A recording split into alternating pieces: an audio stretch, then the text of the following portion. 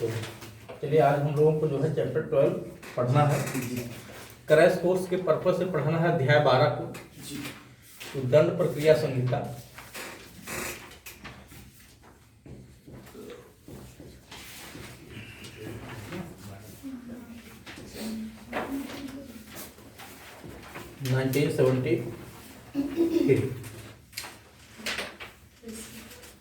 Chapter 12 पढ़ना है section 154 to 176। ठीक, अध्याय 12 पढ़ना है। ये परीक्षा की दृष्टि से बहुत महत्वपूर्ण है। अध्याय 12 आपकी परीक्षा की दृष्टि से बहुत महत्वपूर्ण है, क्योंकि अध्याय 12 में भी FIR, NCR, PR, FR, CR, ठीक है, CD, PD, इंक्वेस्ट रिपोर्ट सब इसी में लिखा गया है। तो ये परीक्षा की दृष्टि से बहुत महत्वपूर्ण है। देखेंगे आप कई सारे शब्द हैं। FIR, NCR और FIR, NCR, FR, CR, CD, PR, IR,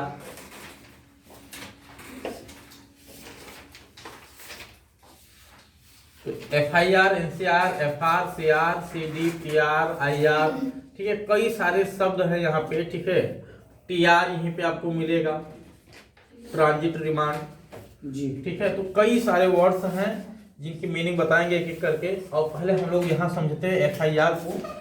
154 पहले मैं यहाँ धारा सब लिख दे रहा हूँ, जरा देखिएगा। 154, 155, 156, 157, 158, 159, 160, 161, 162, 163, 164, 165, 166, 166A, 166 B, 167, 168, 169, 170, 171, 72, 73, 74, 175, 176। ठीक है, एक धारा यहाँ बीच में छूटी है, 164A, 164A, 165। कितनी धाराएं आपको पढ़नी है यहाँ पे।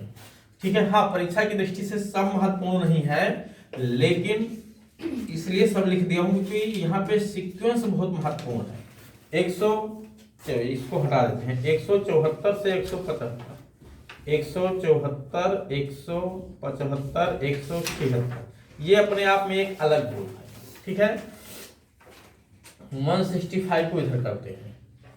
165 से लेकर के 166 तक, बी तक, इसका अपना एक ग्रुप है। ठीक है, 154, 55, 56, ये तीनों का अपना एक ग्रुप है।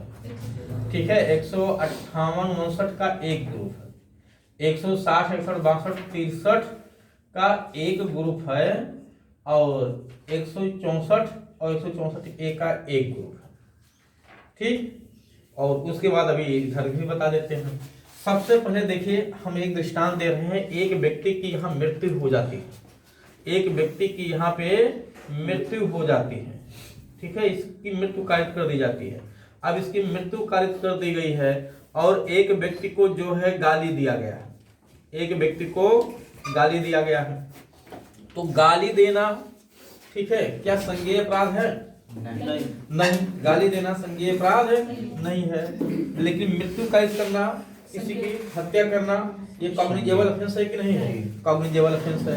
अब अगर इसकी सूचना पुलिस अधिकारी को मिलेगी, चाहे इसकी सूचना दी गई हो या इसकी सूचना उसको अन्यथा पता चल गया हो, क्योंकि पुलिस को सूचना संज्ञेय अपराध की की दी जाए जरूरी नहीं है। अगर उसको खुद भी पता चल गया तो उसकी क्या ड्यूटी है कि वो FIR दर्ज करेगा। कहाँ दर्ज करेगा? 154(1) में FIR दर्ज होता है। ध्यान रखिए 154(1) में दर्ज होता है, 3 उपधारा है, 154(1) में दर्ज होता है। अगर असंज्ञेय अपराध की सूचना दी गई है, इसकी असंज्ञेय अपराध की सूचना दी गई तो FIR तो दर्ज नहीं होगा, कि असंज्ञेय अपराध में FIR दर्ज नहीं होता है तो 155(1) में NCR दर्ज होता है, क्योंकि असंज्ञेय अपराध है तो असंज्ञेय अपराध की रिपोर्ट दर्ज करना NCR कहलाता है, नॉन कॉग्निजेबल रिपोर्ट। ठीक है, NCR का मतलब क्या है? तो ये मैंने लिखा ना NCR, नॉन कॉग्निजेबल रिपोर्ट की सूचना कहाँ दर्ज होती है? 155(1) में दर्ज होती है। और FIR की सूचना कहाँ दर्ज होती है? 154(1) में होती है। फर्स्ट इंफॉर्मेशन रिपोर्ट हो गया। तो अब FIR 154(1) में दर्ज कर लिया गया, NCR है तो 155(1) में दर्ज कर लिया गया। अब प्रश्न ये है कि यहाँ पे जो FIR दर्ज हो रहा है वो कौन दर्ज कर रहा है, कहाँ दर्ज कराया जा सकता है, किन मामलों में दर्ज कराया जा सकता है और कौन दर्ज करा सकता है। तो FIR हमेशा संज्ञेय अपराध में दर्ज होता है, ये ध्यान रखिएगा। ये कभी संज्ञेय मामले में दर्ज नहीं होता है। यदि की सूचना संज्ञेय मामले की दी जाती है लेकिन दर्ज केवल संज्ञेय अपराध में होता है, ये जरूर याद रखिएगा। और FIR जो है हमेशा जो है सामान्यतया उस पुलिस स्टेशन में दर्ज कराया जाना चाहिए जहां पे अपराध घटित हुआ है, लेकिन ये कोई नियम नहीं है। आप कहीं भी पूरे भारत में दर्ज करा सकते हैं, जहां आपको आसानी से पुलिस स्टेशन तक आपकी पहुंच हो, आप वहां तुरंत इंफॉर्मेशन दे सकते हैं। हाँ, अगर अधिकारितावान पुलिस अधिकारी ने नहीं दर्ज किया है FIR, यानी अधिकारिता से बाहर FIR दर्ज हुआ है, तो उसको क्या कहेंगे? उसमें नंबर नहीं पड़ेगा। तो नंबर नहीं पड़ेगा तो वहाँ नंबर की जगह 0 हो जाएगा, इसलिए उसको 0 FIR कहते हैं। तो 0 FIR का मतलब है कि ऐसा FIR जिसपे FIR नंबर ना डाला गया हो, और वो कब होगा? जब वो अधिकारिता से बाहर कहीं दर्ज कराया गया हो। तो वहां से क्या होगा? मामला ट्रांसफर कर दिया जाएगा उस नियरेस्ट पुलिस स्टेशन को जहाँ पे घटना घटित हुई है। ठीक, तो वो 0 FIR हो गया। FIR की सूचना कौन दे सकता है? कोई भी व्यक्ति दे सकता है, चाहे वो मामले से हितबद्ध हो या ना हो। पुलिस अधिकारी को खुद सुबह न्यूज़पेपर में पता चल गया, उधर से जा रहे थे, देखे डेड बॉडी पड़ा हुआ है, खुद इनको जो है FIR दर्ज करने की पावर मिली हुई है। ठीक है, तो कोई भी सूचना भी दे सकता है और खुद भी FIR दर्ज कर सकते हैं। FIR दर्ज कौन करता है? थाने प्रभार सदक अधिकारी दर्ज करता है। थाने प्रभार सदक अधिकारी भी डिफाइन है, संज्ञेय अपराध भी डिफाइन है, असंज्ञेय अपराध भी डिफाइन है, लेकिन FIR शब्द डिफाइन नहीं है, ये ध्यान रखना। तो संज्ञेय कहाँ डिफाइन है? 2C में। असंज्ञेय कहाँ डिफाइन है? 2L में डिफाइन किया गया है। FIR शब्द डिफाइन है। FIR दर्ज कहाँ होता है? 154(1) में दर्ज होता है। अगर थाने के प्रभार साधक अधिकारी ने इस हत्या की सूचना मिलने पे भी इसको दर्ज करने से मना कर दिया तो दूसरा ऑप्शन हमारे पास है कि 154(3) में हम डाक के माध्यम से SP के माध्यम से, जिसको जिला पुलिस अधीक्षक कहते हैं, उसके यहाँ सूचना दे सकते हैं। बात समझा गया? तो वहां से हम दर्ज करा सकते हैं। और 2 में 154(2) में क्या है? निःशुल्क कॉपी दिए जाने का प्रावधान किया गया है कि FIR की निःशुल्क कॉपी दी जाएगी। कहाँ? 2 में दी जाएगी। बात समझा गया?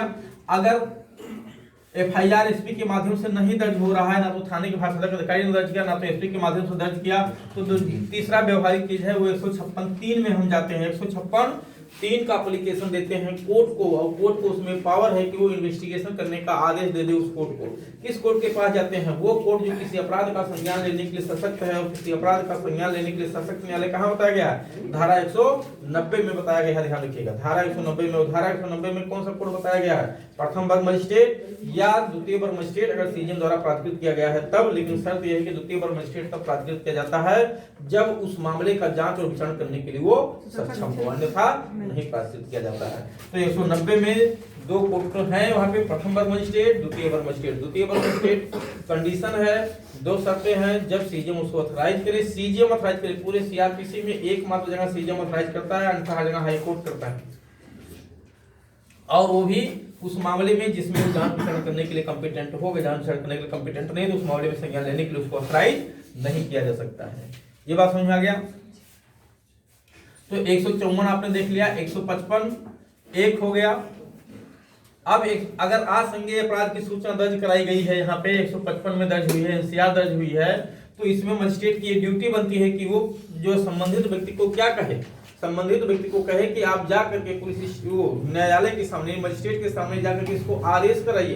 क्या करने के लिए? इन्वेस्टिगेशन करने के लिए। तो वही 156(3) में वो जाकर के इन्वेस्टिगेशन कराने के लिए आदेश कर सकता है। तो उसमें मजिस्ट्रेट आदेश कर देगा तो इन्वेस्टिगेशन किया जाएगा, या मजिस्ट्रेट उसमें जो है कंप्लेंट चाहे उसको कंप्लेंट ट्रीट कर ले। तो अगर मजिस्ट्रेट ने एनसीआर वो जो है इसमें अन्वेषण करने का आदेश कर दिया तो पुलिस अन्वेषण करेगी। 156(3) में कहीं नहीं लिखा हुआ है कि जिस मामले का अन्वेषण कराने का आदेश किया जाता है वो संज्ञेय हो कि असंज्ञेय हो, कुछ भी नहीं लिखा हुआ। किसी भी मामले का आदेश कराया जा सकता है 156(3) से, चाहे संज्ञेय हो या असंज्ञेय हो। और अगर आदेश पुलिस मजिस्ट्रेट ने कर दिया तो फिर 155(2) में आपको इन्वेस्टिगेशन करना पड़ेगा। 155(2) में इन्वेस्टिगेशन करने की फिर ड्यूटी बन जाती है पुलिस की, ठीक है।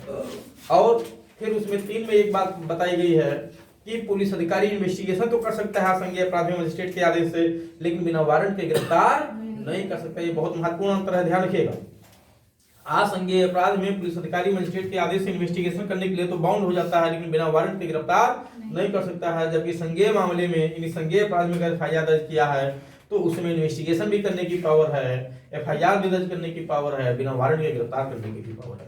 यानी संज्ञेय अपराध में संज्ञेय अपराध की सूचना मिलने पे एफआईआर दर्ज करने की पावर, इन्वेस्टिगेशन करने की पावर, बिना वारंट के गिरफ्तार करने की पावर। लेकिन असंज्ञेय अपराध में ना तो एफआईआर दर्ज करने की पावर, ना तो स्वतः इन्वेस्टिगेशन करने की पावर, ना ही स्वतः उसमें गिरफ्तार करने की पावर, तीनों पावर नहीं होती है। तो क्या करेगा, एनसीआर दर्ज करने की पावर होती है और उसकी ड्यूटी होती है कि मजिस्ट्रेट के पास जाने के लिए निर्देश करे। लेकिन जो है अगर निर्देश वहां से मिल गया तो विवेचना करेगा, लेकिन बिना वारंट के गिरफ्तार नहीं करेगा। हाँ, फिर विवेचना वैसे ही करेगा जैसे संज्ञेय मामले में करने की उसको पावर होती है, लेकिन बिना वारंट के गिरफ्तार करने की पावर नहीं होती है।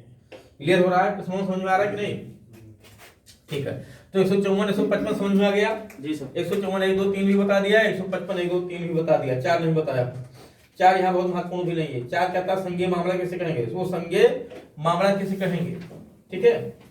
आज वो संज्ञेय मामला लिखा हुआ है ना, 154 में संज्ञेय मामला बताएगा किससे कहेंगे, जब कुछ अपराध संज्ञेय हो कुछ असंज्ञेय हो तो पूरे को क्या कहते हैं, संज्ञेय मामला कहते हैं। समझ गया? संज्ञेय अपराध किसे कहते हैं, जब जो अपराध हुआ है वो संज्ञेय हो तो उसको संज्ञेय अपराध कहेंगे। और जब कुछ संज्ञेय कुछ असंज्ञेय दोनों अपराध मिक्सर हो, जैसे मारपीट भी हुआ है, गाली गलौज भी दिया गया है, तो कुछ संज्ञेय भी हो गए कुछ असंज्ञेय भी हो गए, जब दोनों का मिश्रण होगा तो उसको संज्ञेय मामला कहते हैं। और जब केवल एक कोई हो, चाहे वो संज्ञेय अपराध हो चाहे असंज्ञेय हो, तो वो उसका नाम बदल जाएगा, संज्ञेय मामला उसे नहीं कहेंगे। ठीक, 154(1) में संशोधन हुआ है, ठीक है। रेप के अपराधों में लिखा गया है कि महिला पुलिस अधिकारी द्वारा ही एफआईआर लॉन्च की जाएगी, महिला पुलिस अधिकारी द्वारा ही एफआईआर लॉन्च की जाएगी। समझ में आ गया ना? तो 154 में ये संशोधन हुआ है। और 154 में ललिता कुमारी का केस बहुत महत्वपूर्ण है। ललिता कुमारी बनाम उत्तर प्रदेश राज्य का केस 2012-13 का केस है, जिसमें कहा गया कि संज्ञेय अपराध की सूचना मिलने पे एफआईआर दर्ज करना मैंडेटरी है। ठीक, अगर एफआईआर नहीं दर्ज करते हो तो 166 का में अपराध हो जाएगा। 166 का में अपराध है। कहाँ अपराध है ये? 166A में अपराध बना दिया गया है आईपीसी की धारा में। ठीक है, 166 का है, 166 खा है, 2 धाराएं हैं वहां पे, ठीक है, 2 धाराएं हैं ना, तो 166 का में ये अपराध होगा। ठीक है, एक बार देखिए का है कि खा है, शेड्यूल में चेक कर लीजिए, का है ना, ठीक है। 166A में अपराध है जिसमें सजा 6 माह मिनिमम है, मैक्सिमम 2 साल तक का कारावास है प्लस जुर्माना है। ध्यान रखिएगा, 2013 से जोड़ा गया ये धारा, लेकिन ये तब लागू होगा जब महिलाओं से जुड़े हुए अपराधों में एफआईआर न दर्ज की जाए।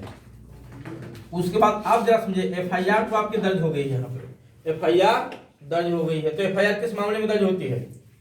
संज्ञेय मामले में, संज्ञेय अपराध में, संज्ञेय अपराध में। ध्यान रखिएगा, कौन दर्ज करता है? थाने का भाषा अधिकारी। थाने का भाषा अधिकारी डिफाइन है कि नहीं डिफाइन है?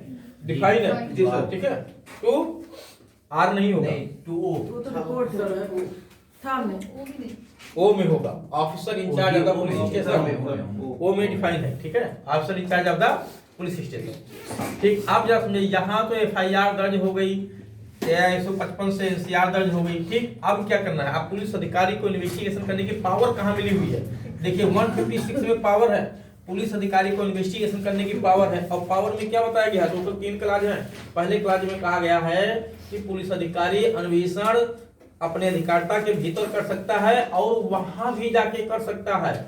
जिस मजिस्ट्रेट की अधिकारता में वो आता है, उस मजिस्ट्रेट के अंडर में जितने पुलिस स्टेशन आते हैं, सभी पुलिस स्टेशनों में जाकर के वो अन्वेषण कर सकता है और उसे अविधिमान नहीं समझा जाएगा। तो न केवल अपने पुलिस स्टेशन में बल्कि उन सभी पुलिस स्टेशनों के में जाके इन्वेस्टिगेशन कर सकता है जो उस न्यायालय के अधीन आते हैं, क्योंकि एक कोर्ट के अंडर में 2-3 थाने आते हैं ना, कम से कम 2 थाने आते हैं। तो जितने भी आएंगे सब में इन्वेस्टिगेशन करने की पावर होती है। तो इन्वेस्टिगेशन करने की पावर कहाँ है 156 में, और प्रक्रिया कहाँ है 157 में। ध्यान दीजिएगा, पावर कहाँ है 156 में, प्रक्रिया कहाँ है 157 में। FIR दर्ज होती है 154 में, ठीक है, FIR दर्ज होती है 154 में। इन्वेस्टिगेशन करने की पावर कहाँ है, तो चाहे यहाँ FIR दर्ज हुआ हो, चाहे यहाँ से NCR दर्ज हुआ हो और आदेश हो गया हो इन्वेस्टिगेशन करने की। अब तो इन्वेस्टिगेशन वैसे ही करेगा जैसे 156 में उसको संज्ञेय मामलों में करने की पावर होती है, NCR में भी वैसे ही करेगा, क्योंकि 2 में साफ साफ लिखा हुआ है, 155(2) में साफ साफ लिखा हुआ है कि अन्वेषण वैसे ही करेगा जैसे संज्ञेय मामलों में उसको करने की शक्ति होती है। लिखा हुआ है कि नहीं लिखा हुआ? थर्ड में लिखा हुआ ना, हाँ थर्ड में लिखा हुआ है, क्योंकि 2 में तो मिलती है उसको पावर।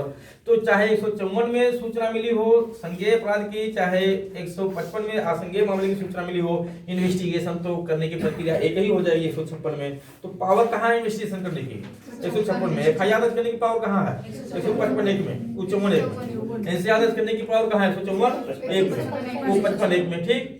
FIR 3 प्रतियों में दर्ज होता है, ध्यान रखिएगा, FIR 3 प्रतियों में दर्ज होता है। कहाँ लिखा हुआ है? पैरा 97 पुलिस रेगुलेशन में लिखा हुआ है, 3 प्रतियों में दर्ज होता है FIR। NCR 2 प्रतियों में दर्ज होता है, 97 पैरा 97 पैरा 102 NCR, ठीक। 156 में पावर हो गया। प्रक्रिया कहाँ है 157 में, इधर देखिए 157 में प्रक्रिया है अन्वेषण करने की।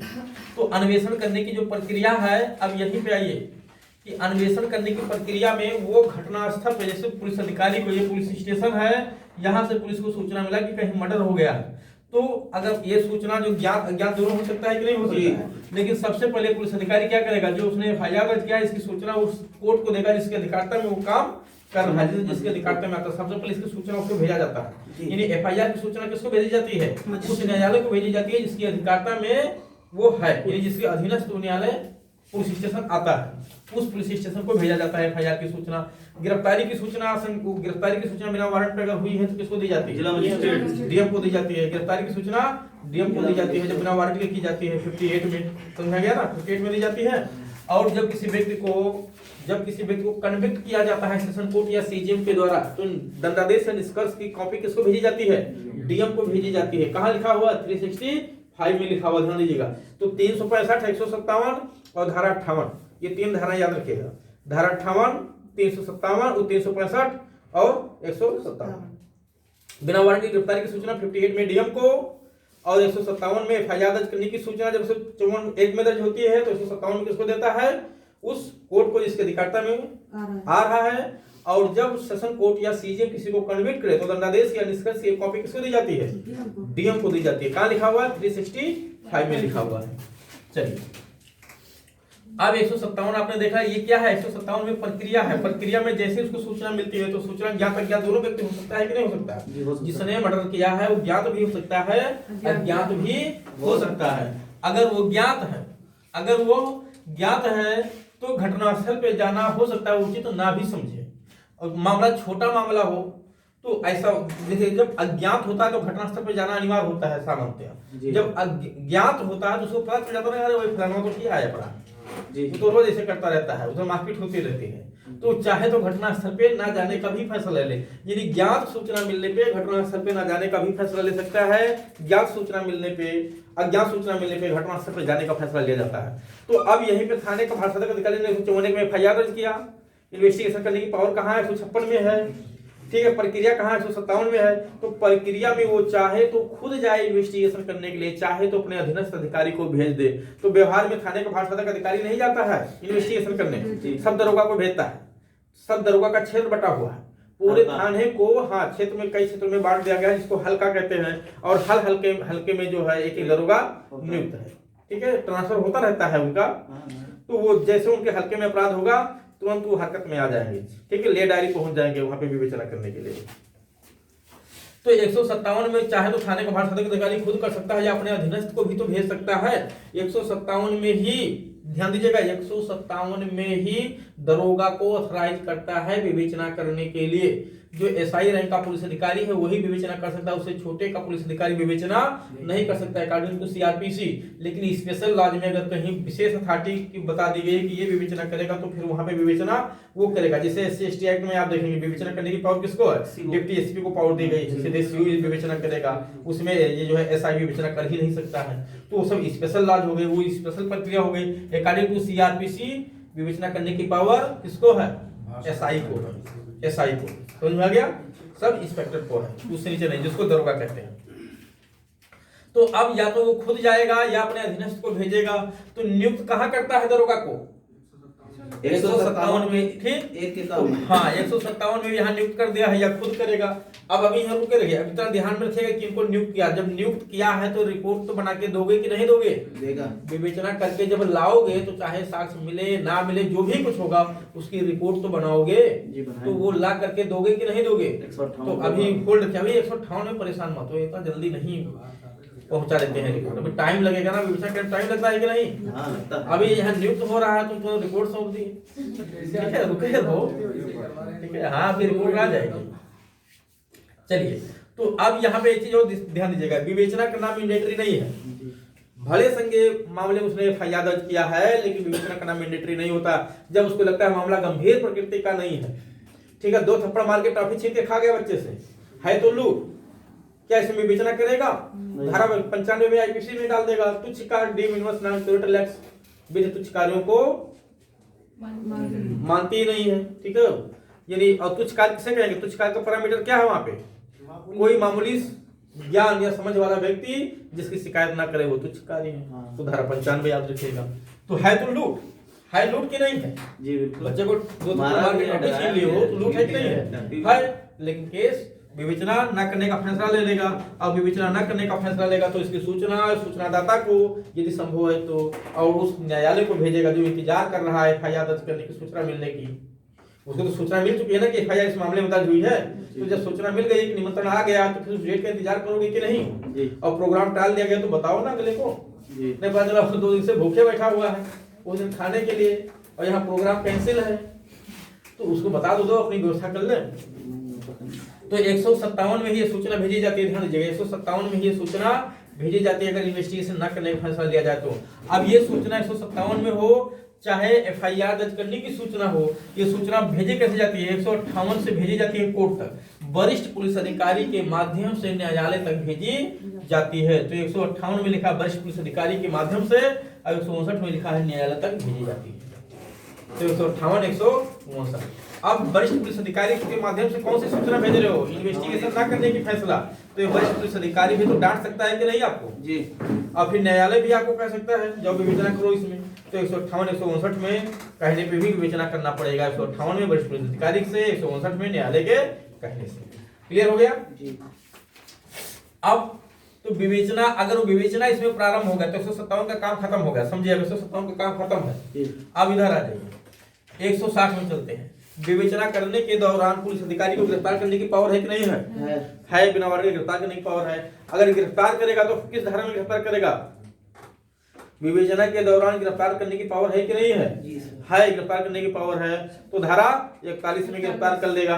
41 में लिखा हुआ है कि नहीं कि अन्वेषण के प्रयोजन के लिए आवश्यक है, तो गिरफ्तार करेगा कि नहीं करेगा, तो भी गिरफ्तार कर लेगा। ठीक, अगर चाहे खुद करे या गिरफ्तार करवा ले, तो खुद करेगा तो 41 में, करवाएगा तो 55 में गिरफ्तार करवाता है अपने अधीनस्थ पुलिस अधिकारी के माध्यम से अन्वेषण के दौरान।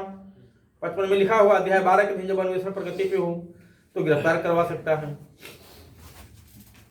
अब विवेचना के दौरान उसको जरूरत है तो थाने पे बुलाएगा भी, तो बुलाएगा कि नहीं बुलाएगा, तो विवेचना के दौरान थाने पे बुला सकता है। कब, जब गिरफ्तार नहीं करेगा तो, और गिरफ्तार नहीं करेगा तो 41 की नोटिस देगा जिसको कच्ची जमानत कहते हैं, 41 की नोटिस देगा जिसको कच्ची जमानत कहते हैं। और फिर उससे क्या कहेगा, थाने पे समय समय पे आते रहना, ठीक है, नहीं तो फिर दंडियाएंगे। तो 160 में बुलाया जाता है। अब 160 में किसको नहीं बुलाया जाएगा, 160 में किसको नहीं बुलाया जाएगा? 4 लोगों को नहीं बुलाया जाता है। 15 वर्ष से कम आयु के बालक को, 65 साल से ऊपर के किसी पुरुष को, महिला को या शारीरिक या मानसिक रूप से अक्षम व्यक्ति को, तो 4 लोगों को पुलिस स्टेशन पे नहीं बुलाया जाएगा। तो कहाँ बुलाया जाता है? 160 में बुलाया जाता है। और जिसको बुलाओगे तो आने में खर्चा लगेगा, तो खर्चा भी दोगे कि नहीं उसको? तो खर्चा दिए जाने का भी प्रावधान 160 में ही किया गया है कि जिसको थाने पे बुलाया जाए उसको खर्चा भी दिया जाए। ठीक, अब व्यवहार में दिया हुआ नहीं जाता है, अब दे दिए होते हो कहीं अलग की बात है। तो 160 में बुलाया जाता है संबंधित व्यक्तियों को। किस लिए बुलाया जाता है? अन्वेषण के प्रयोजन के लिए, उनसे पूछताछ करने के लिए बुलाया जाता है। क्योंकि जो नोटिस दी जाती है 41C में वही कही जाती है कि जहां बुलाया जाएगा वहां हाजिर होइएगा। तो यहाँ थाने पे बुलाया जाता है 160 में। अब बुलाया जाएगा तो उनका बयान लिया जाएगा कि नहीं लिया जाएगा? तो 161 में बयान लिया जाता है। तो FIR कहाँ दर्ज हो रही है? 154 एक में दर्ज हो रही है। SCR कहाँ दर्ज हो रही है? 155 एक में दर्ज हो रही है। इन्वेस्टिगेशन करने की पावर कहाँ है? 156 में है, चाहे वो संज्ञेय मामला हो या असंज्ञेय मामला, उससे मतलब नहीं है। 157 में जो है सूचना देने की पावर है, इसमें विवेचना करने की प्रक्रिया बताई गई है। उसके बाद चाहे विवेचना करने न करने का फैसला लेगा तो उसकी सूचना, या इसमें FIR दर्ज किया है तो उसकी सूचना 158 के माध्यम से 159 में कोर्ट को भेजा जाता है। वरिष्ठ पुलिस अधिकारी के माध्यम से न्यायालय को भेजा जाता है। और अपने अधीनस्थ को विवेचना करने के लिए असाइज कर दिया है तो वो भी 160 के तहत थाने पे बुला सकता है कि नहीं? वो भी गिरफ्तार कर सकता है कि नहीं? वो भी कर सकता है गिरफ्तार, ठीक है, वो भी बुला सकता है थाने पे। तो 160 में जिसको नहीं बुलाया जाएगा वो 4 लोग हैं, ध्यान रखिएगा। और जब बुलाया जाएगा तो उनका बयान लिया जाएगा। 161 में कहाँ लिया जाता है बयान? 161 में बयान लिया जाता है। अब 161 में बयान लिया जाएगा तो इस बयान का यूज क्या होगा? इस बयान का यूज क्या होगा और ये बयान दर्ज कैसे किया जाएगा? तो ये बयान जो है गैर औपचारिक तरीके से दर्ज किया जाता है, कोई फॉर्मल तरीका बयान दर्ज करने का नहीं है। ये बयान लिखित भी हो सकता है, मौखिक भी हो सकता है। बात समझ में गया? ये बयान लिखित भी हो सकता है, मौखिक भी हो सकता है। अगर इस बयान को लिखित रूप में दर्ज किया जा रहा है तो उसका पृथक पृथक अभिलेख बनाए जाने की ड्यूटी डाली गई है कि उसका पृथक पृथक अभिलेख बनाया जाएगा, लेकिन इस बयान पे साइन नहीं करा जाएगा। इसी को 161 का बयान कहते हैं। समझ में गया? इसको क्या कहते हैं? ये 161 का बयान है और ये विवेचना का पार्ट है कि नहीं है? ये विवेचना का पार्ट है। तो 161 का बयान कोर्ट के सामने नहीं होता है, 164 का बयान कोर्ट के सामने होता है। कोर्ट के समक्ष जो ड्यूरिंग विवेचना के दौरान जो है बयान दर्ज किया जाता है 164 में, 161 में पुलिस के सामने बयान दर्ज होता है। ये लिखित मौखिक दोनों हो सकता है। 161 का जो बयान होता है क्योंकि पुलिस के सामने है और अभियुक्त अगर कर रहा है तो इसको दांडिक मामलों में प्रयोग नहीं किया जाएगा। धारा 25 साक्ष्य विधि में कहा गया है, धारा 25 लागू हो जाएगा। अब इस बयान का उपयोग क्या होगा?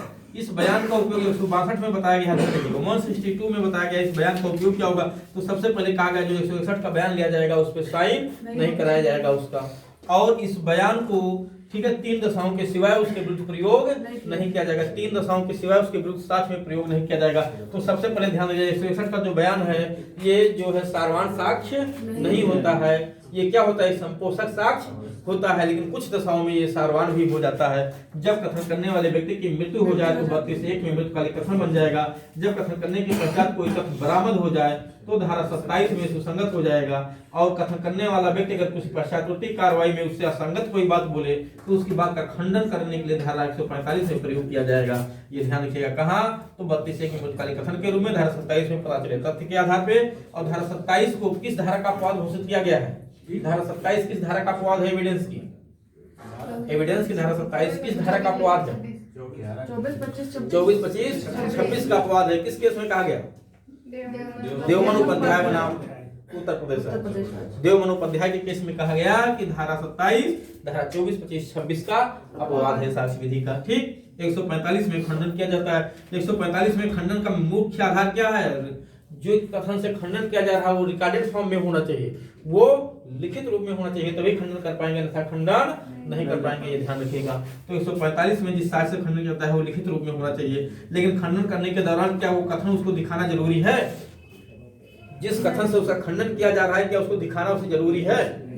नहीं, लेकिन ध्यान आकृष्ट कराना जरूरी है। मैं समझाया था कि ध्यान आकृष्ट कराना जरूरी है, दिखाना जरूरी नहीं है।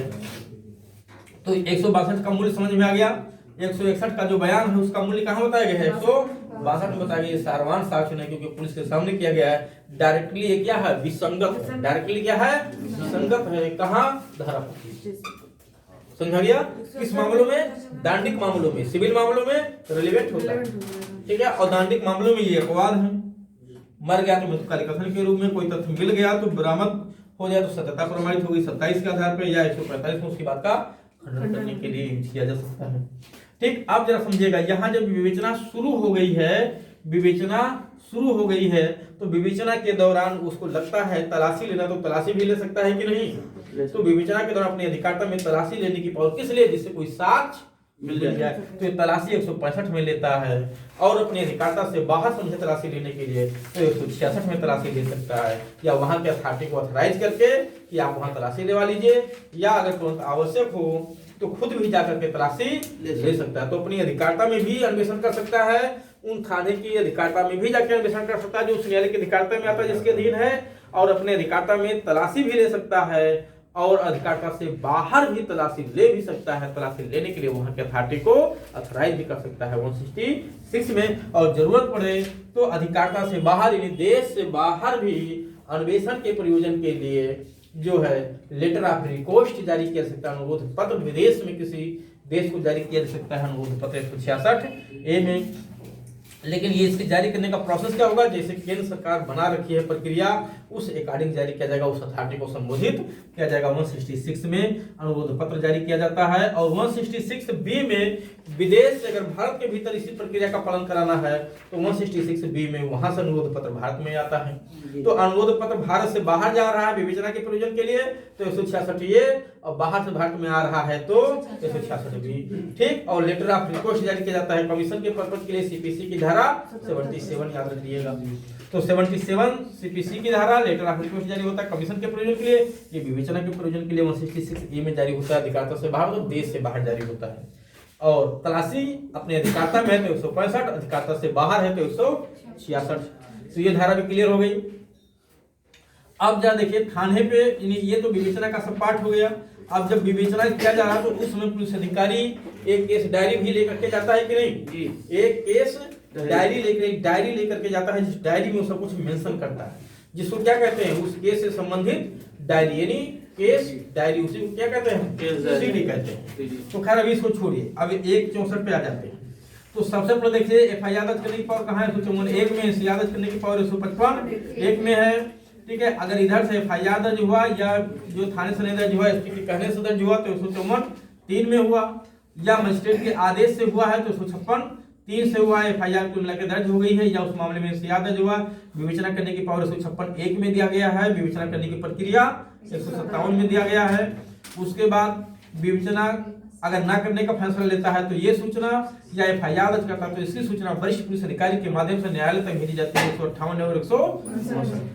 उसके बाद थाने पे बुलाया जाना विवेचना के प्रयोजन के लिए 160, किसको नहीं बुलाया जाएगा 160, बुलाए जाने पे उनका बयान लिया जाएगा, लिखित भी हो सकता है मौखिक भी हो सकता है 161, ठीक है। लेकिन बयान लेते समय मारा पीटा नहीं जाएगा, कोई धमकी उत्पीड़ना वचन नहीं दिया जाएगा 163 कोई उत्पीड़ना धमकी वचन नहीं दिया जाएगा। और इसी तरह से जब किसी व्यक्ति को सह अपराधी बनाया जाता है, जब किसी व्यक्ति को सह अपराधी बनाया जाता है तो उस समय उसको कन्फेस करने के लिए कोई उत्पीड़ना धमकी वचन नहीं दिया जाता है 316 याद रखिएगा। जिस तरह से 316 है उसी तरह से 163 है, बस 3 को इधर कर दो 316 बन जाएगा, समझा गया। ये 163 है, 3 इधर कर दो 316 बन जाएगा, बातें एक ही लिखी हुई है, बस ये बयान के प्रयोजन के लिए है और वो सह अपराधी के संदर्भ में 307 308 के लिए है और 306 के लिए है। चलिए अब होता क्या है कि जब 161 का बयान आपने देख लिया कि इसका एविडेंटरी वैल्यू बड़ी कमजोर है, एविडेंटरी वैल्यू बहुत कमजोर है कि नहीं है, सीधे डायरेक्ट यूज ही नहीं हो रहा, धारा 25 लग रही है आईपीसी एविडेंस की और वो विसंगत बना दे रही है। तो पुलिस को पता है कि नहीं, ये बात क्या पुलिस को इस बात की जानकारी नहीं है, वो भी जान रहा है कि 25 में विसंगत है। तो सर उसकी रेलेवेंसी 27 में कुछ न कुछ निकाल लेते, चाहे ब्लेड ही निकल आए तो ब्लेड। अरे तो लेकिन उसको सही साबित करना पड़ेगा ना आपको, वो सर कोर्ट बैठी है तो जब जानते हैं विसंगत है तो इसीलिए क्या करते हैं ये 164 में, क्योंकि किसी अच्छा विधायिका भी ये बात तो जान ही रही कि 161 का जो बयान हुआ है ये तो सबसे आसान बयान है दर्ज कराना, लेकिन ये धारा 25 में विसंगत है तो और कोई महत्वपूर्ण साक्षी है या महत्वपूर्ण आरोपी है जो मर सकता है, उसको बाहर जाना है, अच्छा हो सकता है कोई भी समस्या आ सकती है, ट्रायल अभी शुरू होने में टाइम लगेगा क्योंकि यहाँ चार्जशीट कोर्ट में पहुंचेगी तब ट्रायल शुरू होगा उस मामले में, तो तब तक के लिए अगर वो गवाह मर जाए या कहीं बाहर उसको जाना है तो ऐसी स्थिति में उसका मूल्यवान साक्ष्य नष्ट हो जाएगा।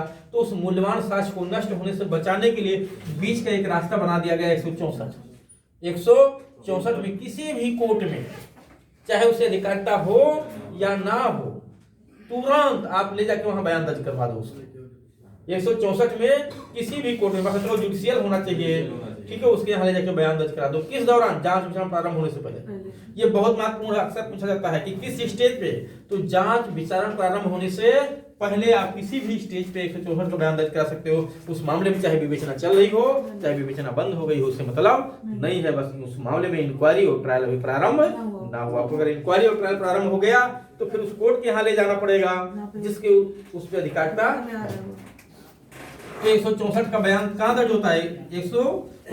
मजिस्ट्रेट के समक्ष बयान कहाँ दर्ज होता है? 164 में बयान दर्ज होता है। इसी बयान को कलमबंद बयान कहते हैं। टोटल इसमें जो है 5-6 खंड लिखे हुए हैं। कई सारे पॉइंट्स इसमें महत्वपूर्ण है। सबसे पहले तो ये जुडिशियल बयान होता है, न्यायिक बयान होता है। इसकी रेलेवेंसी कहाँ है? ये 164 की बयान को क्या कोर्ट में साबित करने की जरूरत है? कौन सी धारा इसकी रेलेवेंसी बताती है? एविडेंस 29 नहीं, 164 का जो बयान है एक रिकॉर्डेड फॉर्म में है, एक दस्तावेजी फॉर्म है। तो जब दस्तावेज हम कोर्ट में साक्ष्य के तौर पे पेश करते हैं तो उसकी असलियत हमें साबित करना पड़ता है। तो इसकी असलियत कोर्ट प्रिज्यूम करेगा कि हमको साबित करना पड़ेगा?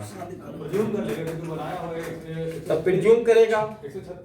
132 सबसे पहला प्रिजम्पशन कहाँ है? यहाँ वो तो डिफिनीशन है प्रिजम्पशन की। दस्तावेजों की असलियत को प्रिजम्पशन कहाँ होता है? अरे वो तो डिफिनीशन है। दस्तावेजों की असलियत कहाँ प्रिज्यूम होती है? दस्तावेजों की असलियत कहाँ प्रिज्यूम होती है? असलियत साबित कहाँ से कहाँ किया जाता है? 67 से लेकर के 73 ये तक असलियत साबित करने का ढंग बताया गया है। और प्रिजम्पशन कहाँ चलता है? 79 से लेकर के 90 ये तक चलता है। 79 से 80-90 का तक चलता है प्रिजम्पशन। तो उसमें कौन सी धारा है? 79 है कि 80 है? 79 नहीं है। 79 में जो प्रमाणित प्रतियां दी जाती हैं, जो प्रमाणित प्रतियां कोर्ट में पेश की जाती हैं, उसकी असलियत होना प्रिजम्पशन हो जाता है। 80 में है जो न्यायिक अभिलेख वगैरह होते हैं, ये सब हाँ, इनकी असलियत कहाँ प्रिज्यूम होता है? 80 में प्रिज्यूम होता है। तो ध्यान रखिएगा, धारा आप जैसे 64 पे चाहे तो 80 में लिख लीजिए कि जब कोर्ट में इसको पेश किया जाता है तो उसकी असलियत साबित करने की जरूरत नहीं है। धारा 80 में, ठीक है। हाँ, धारा के बारे में मैच भी करा लीजिएगा, कोई आगे पीछे की धारा ना निकल जाए यहाँ पे। अब 164 का बयान कौन नहीं दर्ज कर सकता, क्या सावधानी बरतना है? तो 164 का बयान कोई ऐसा पुलिस अधिकारी नहीं दर्ज कर सकता जिसे तत्समय न्यायिक मजिस्ट्रेट की पावर मिली हुई हो। बात समझ आ गया? कौन पुलिस अधिकारी नहीं दर्ज कर सकता? जिससे तत्समय न्यायिक मजिस्ट्रेट की पावर मिली हुई हो, 164 का बयान नहीं दर्ज कर सकता। दूसरी बात, कार्यपालक दर्ज कर सकता है? नहीं, कार्यपालक मजिस्ट्रेट नहीं दर्ज कर सकता, न्यायिक मजिस्ट्रेट को ही दिया। कार्यपालक मजिस्ट्रेट के समक्ष तो हम पेश कर सकते हैं विदिन 24 आवर्स, ठीक है। हाँ, लेकिन ये बयान नहीं दर्ज अगर कोई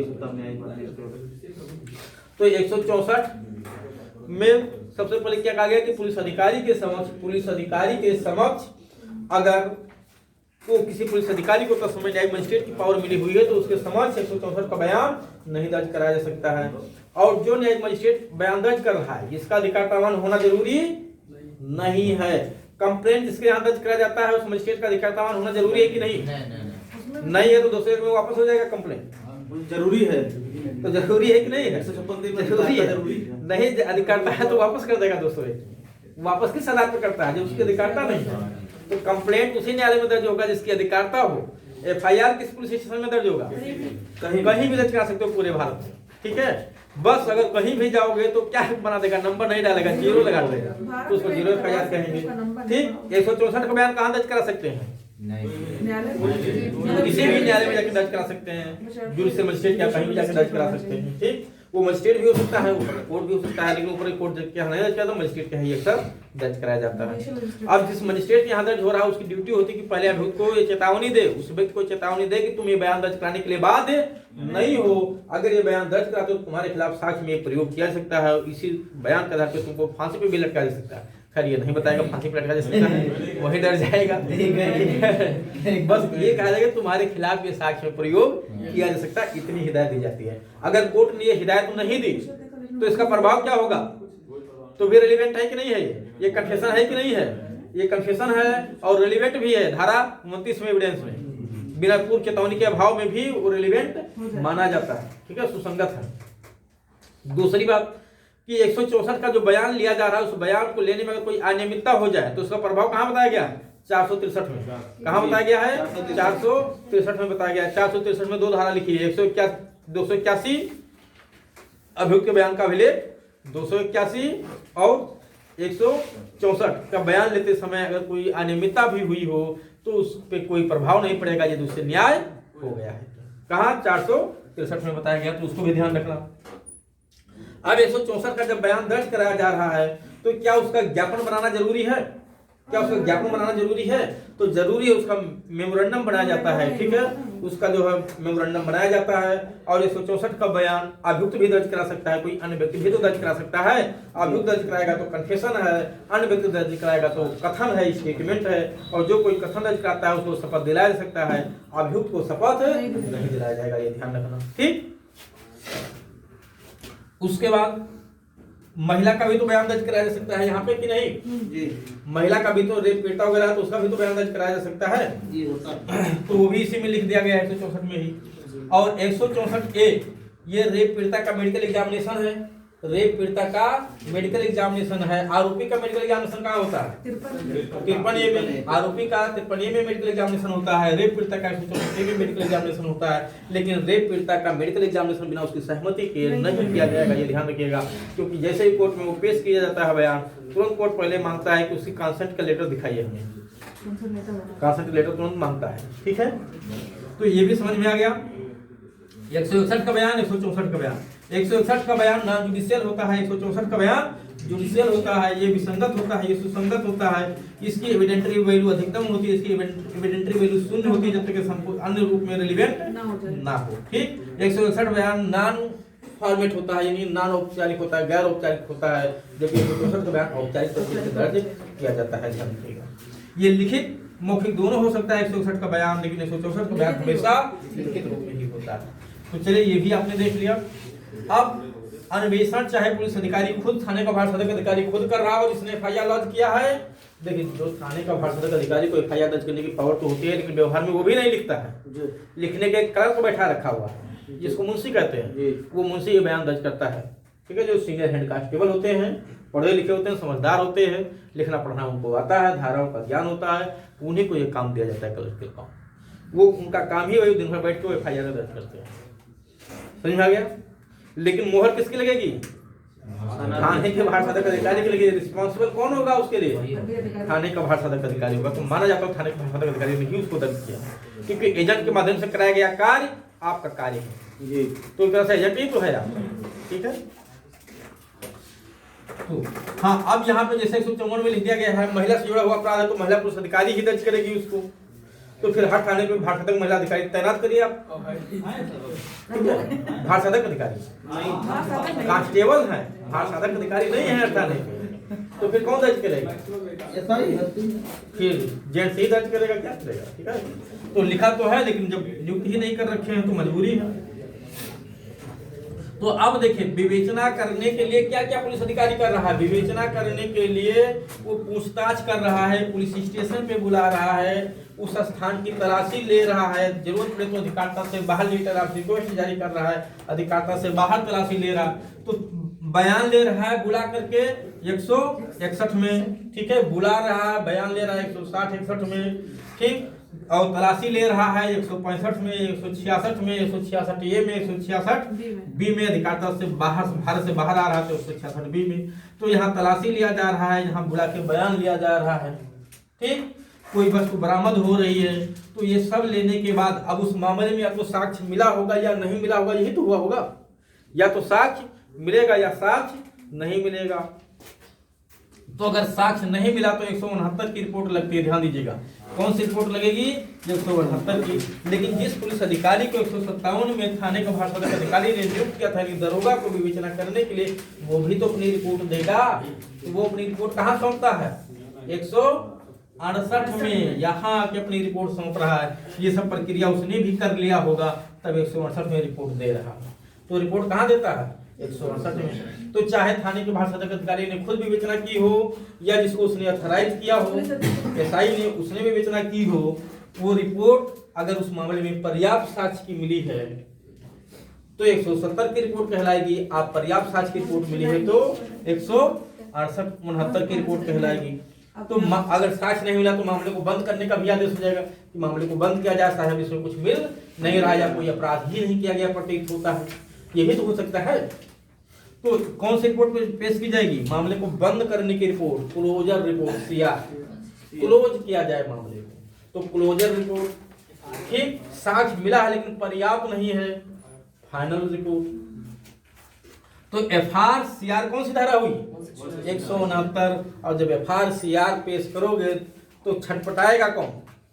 कौन परेशान होगा? जिसने सूचना दिया था, पीड़ित जिसने सूचना दिया था, वो दौड़ा दौड़ा कोर्ट के पास आएगा, साहब पैसा बहुत मोटा रकम ले लिया है थाने के पास अधिकारी ने, ठीक है, इसमें FR लगा दिया है। ठीक, तो अब क्या होगा? कोर्ट के सामने वो अपनी बात रखना नहीं है, अपना आपत्ति दर्ज करा रहा है कि नहीं? तो आपत्ति दर्ज कराने को क्या कहते हैं? Protest petition. तो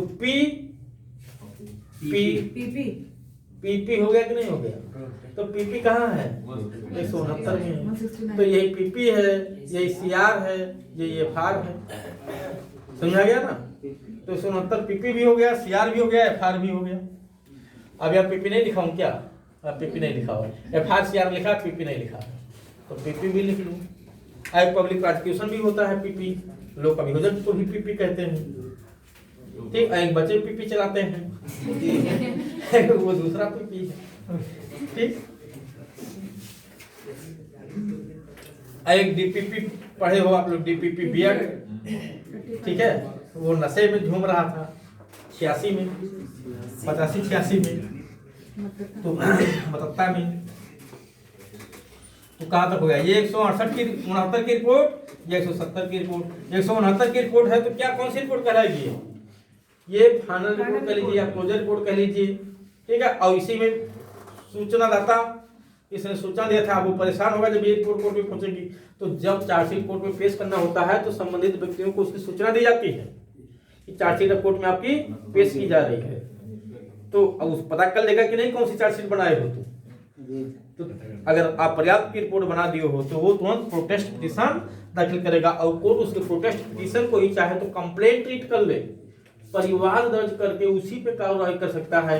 या कोर्ट, पुलिस कह रही है कि हम इसमें साहब FR ला रहे हैं, कोर्ट कहेगी ठीक तुम लाओ FR, तुम्हारी नजर में ना FR है, हमारी नजर में वो FR नहीं है, पर्याप्त साक्षी रिपोर्ट है, लो हम उसी पे कार्रवाई करेंगे।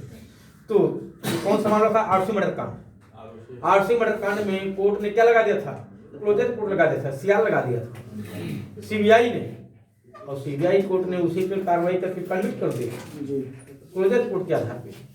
तो 169 की रिपोर्ट, 170 की रिपोर्ट, तो चाहे 168 की रिपोर्ट हो चाहे 169 की रिपोर्ट हो, दोनों ही रिपोर्ट को हम PR कहेंगे कि नहीं?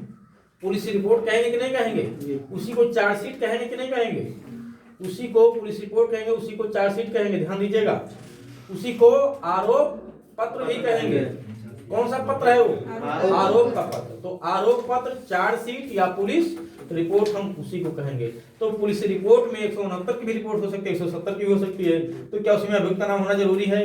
पुलिस रिपोर्ट में 169 वाली रिपोर्ट है तो कहाँ हो? समझा गया?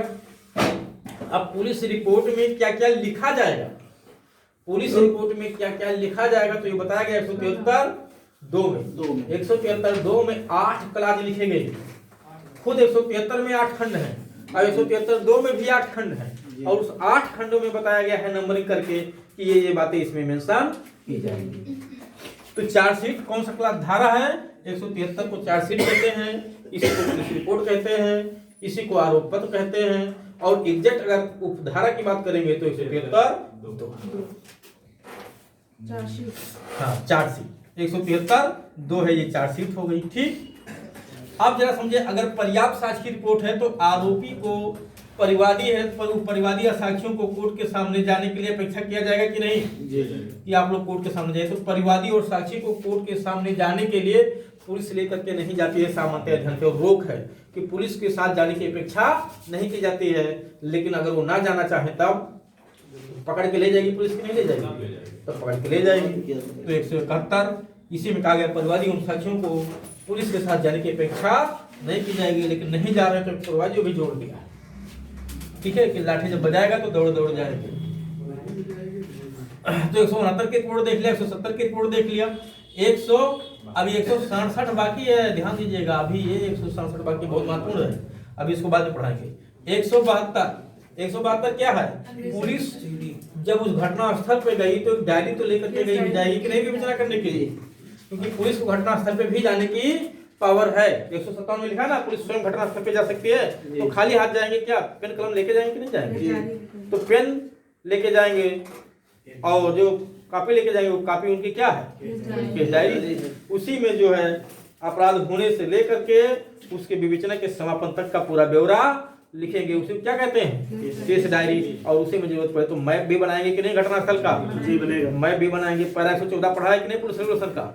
घटनास्थल का मैप बनाना, पैरा 114 ठीक है, पूछा भी था एपीओ में आया भी गया। हाँ सही करो, एपीओ में पूछा भी गया मैप बनाना, तो पैरा 114 में मैप बनाया जाता है घटनास्थल का। तो चाहे मैप बनाए चाहे अपने घर का मैप बनाए, ठीक है, इसमें मतलब नहीं है। उस डायरी में जो कुछ बनाएंगे वो सब क्या है? केस डायरी है। ठीक, तो केस डायरी कहाँ बनाया जाता है? 172 पूछा जाता है। सीडी कौन सी धारा है? तो 172 में सीडी है, वो कंपैक्ट डिस्क वाली सीडी नहीं है, ये ध्यान रखिएगा, ये केस डायरी वाली सीडी है। ठीक, तो ये डायरी जो है थाने में देखी जाती है, तो वो डायरी सीडी घर पे देखी जाती है।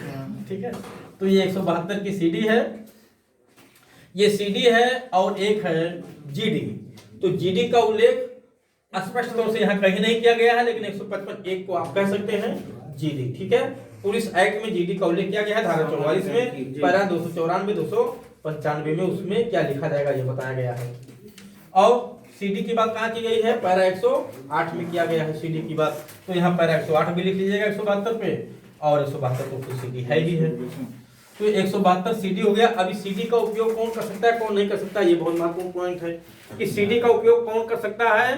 कि न्यायालय कर सकता है, लेकिन अपनी सहायता के लिए साक्ष्य के रूप में उसका यूज नहीं कर सकता है। और न्यायालय ने जो उसको मंगाया है और उसको देखा है, इस आधार पे अभियुक्त या उसका अधिवक्ता न तो उसे मंगा सकता है न ही उसे देख सकता है, लेकिन इसका दो अपवाद है, 145 और 161 एविडेंस की धारा।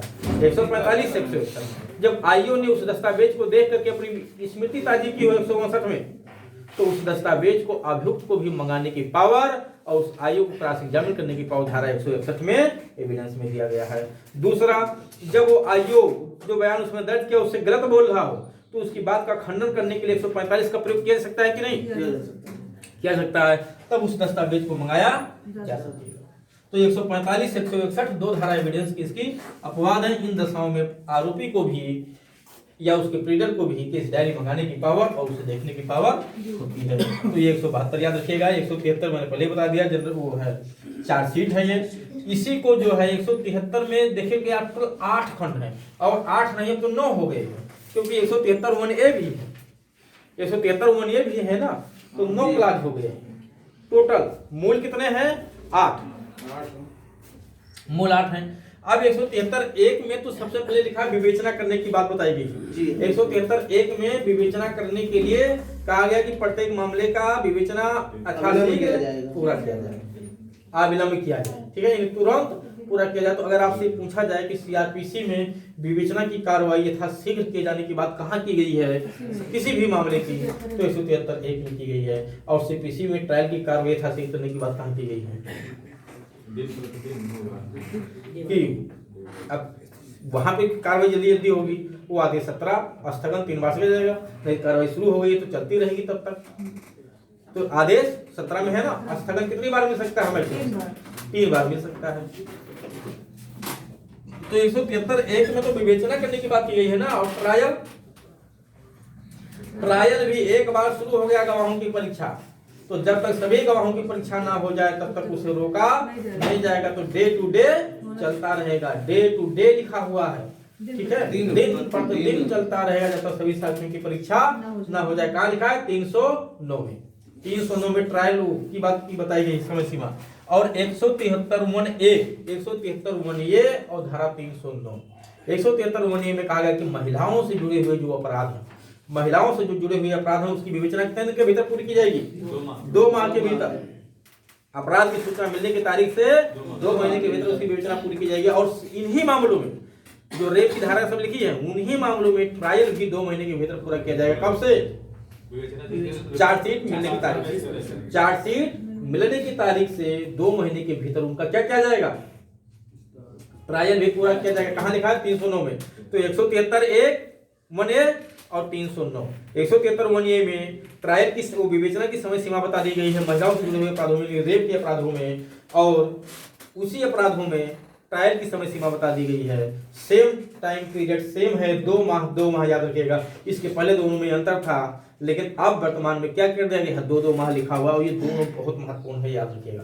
तो 173(1)(a) और धारा 309 दोनों में ट्रायल की समय सीमा और विवेचना की समय सीमा निर्धारित कर दी गई। और इतना ही नहीं, यहीं पर रेप की विधायिका उसने और भी जाके 373 4 जोड़ दिया, 374 4 जोड़ दिया, और कहा इस मामले में अगर अपील फाइल की जाती है दोषी के खिलाफ तो उस अपील का निस्तारण भी कितने दिन के भीतर पूरा होगा? 6 माह के भीतर पूरा होगा। ध्यान रखिएगा, 6 महीने के भीतर पूरा होगा। कहाँ लिखा हुआ?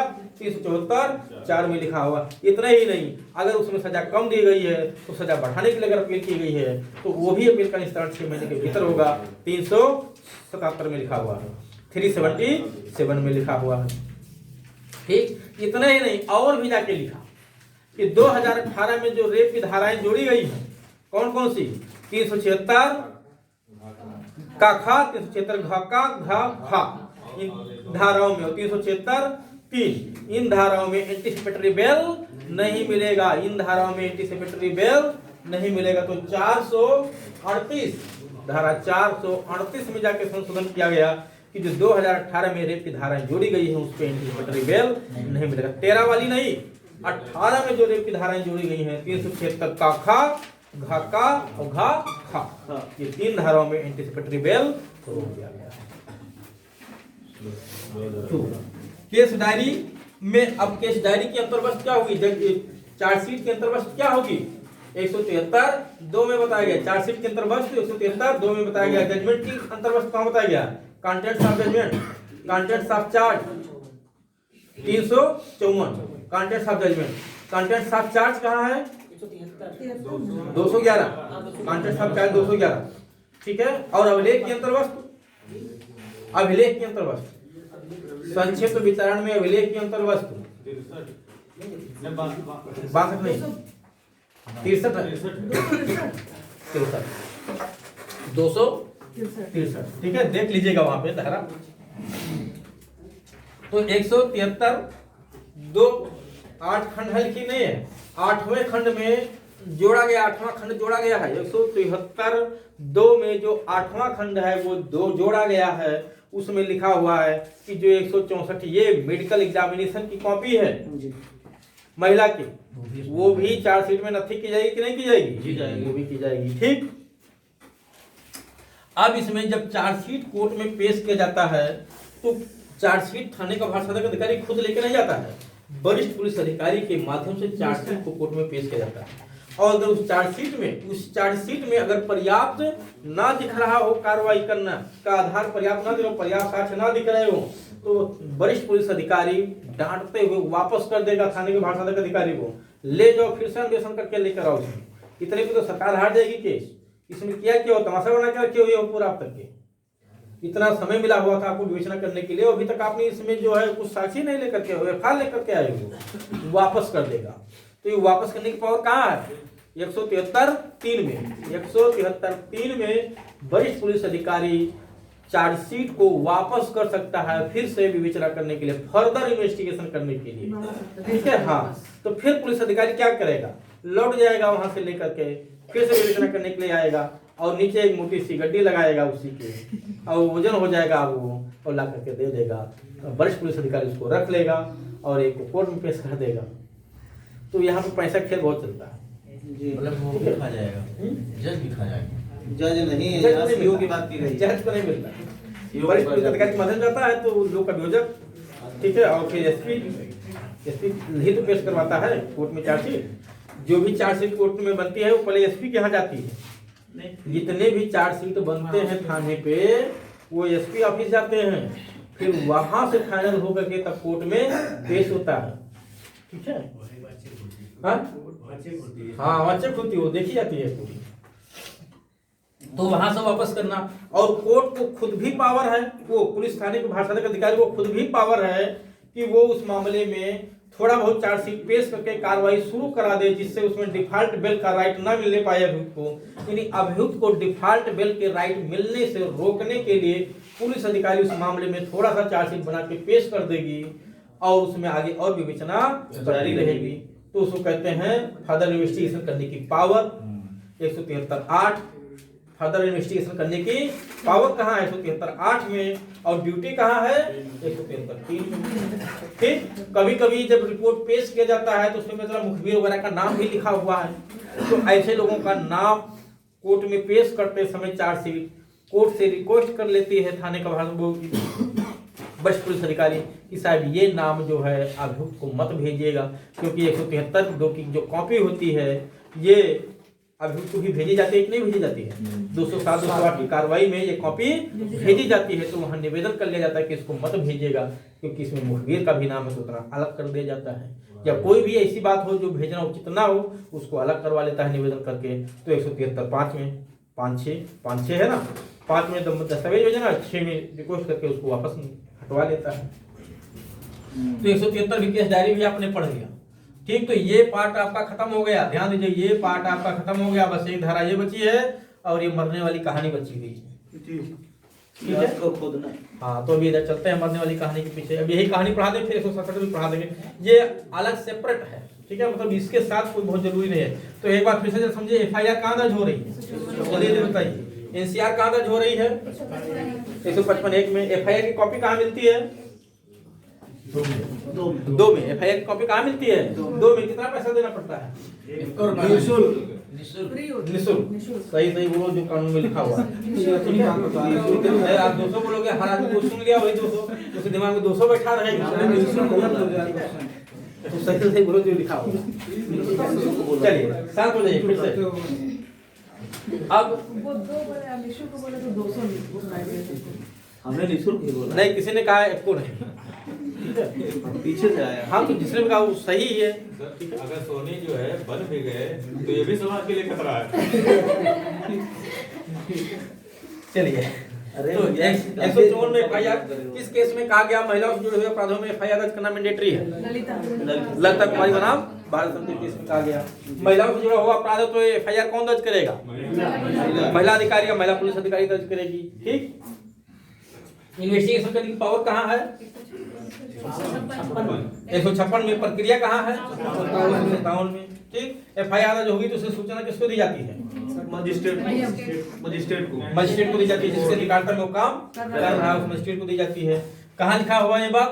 157 में लिखा हुआ। 157 में लिखा हुआ। ये सूचना कैसे भेजवाई जाएगी? वरिष्ठ पुलिस अधिकारी के माध्यम से। तो 158 वरिष्ठ पुलिस अधिकारी के माध्यम से जाती है। ये सीढ़ी है कोर्ट तक पहुंचने के लिए, सीढ़ी 158 की सीढ़ी लगा दी जाती है वरिष्ठ पुलिस अधिकारी की, तब कोर्ट तक पहुंच जाती है। समझा गया? इसे ये ऊपर कोर्ट बैठा हुआ है, ये नीचे पुलिस अधिकारी है जी। तो अभी बीच में कैसे जाएगा?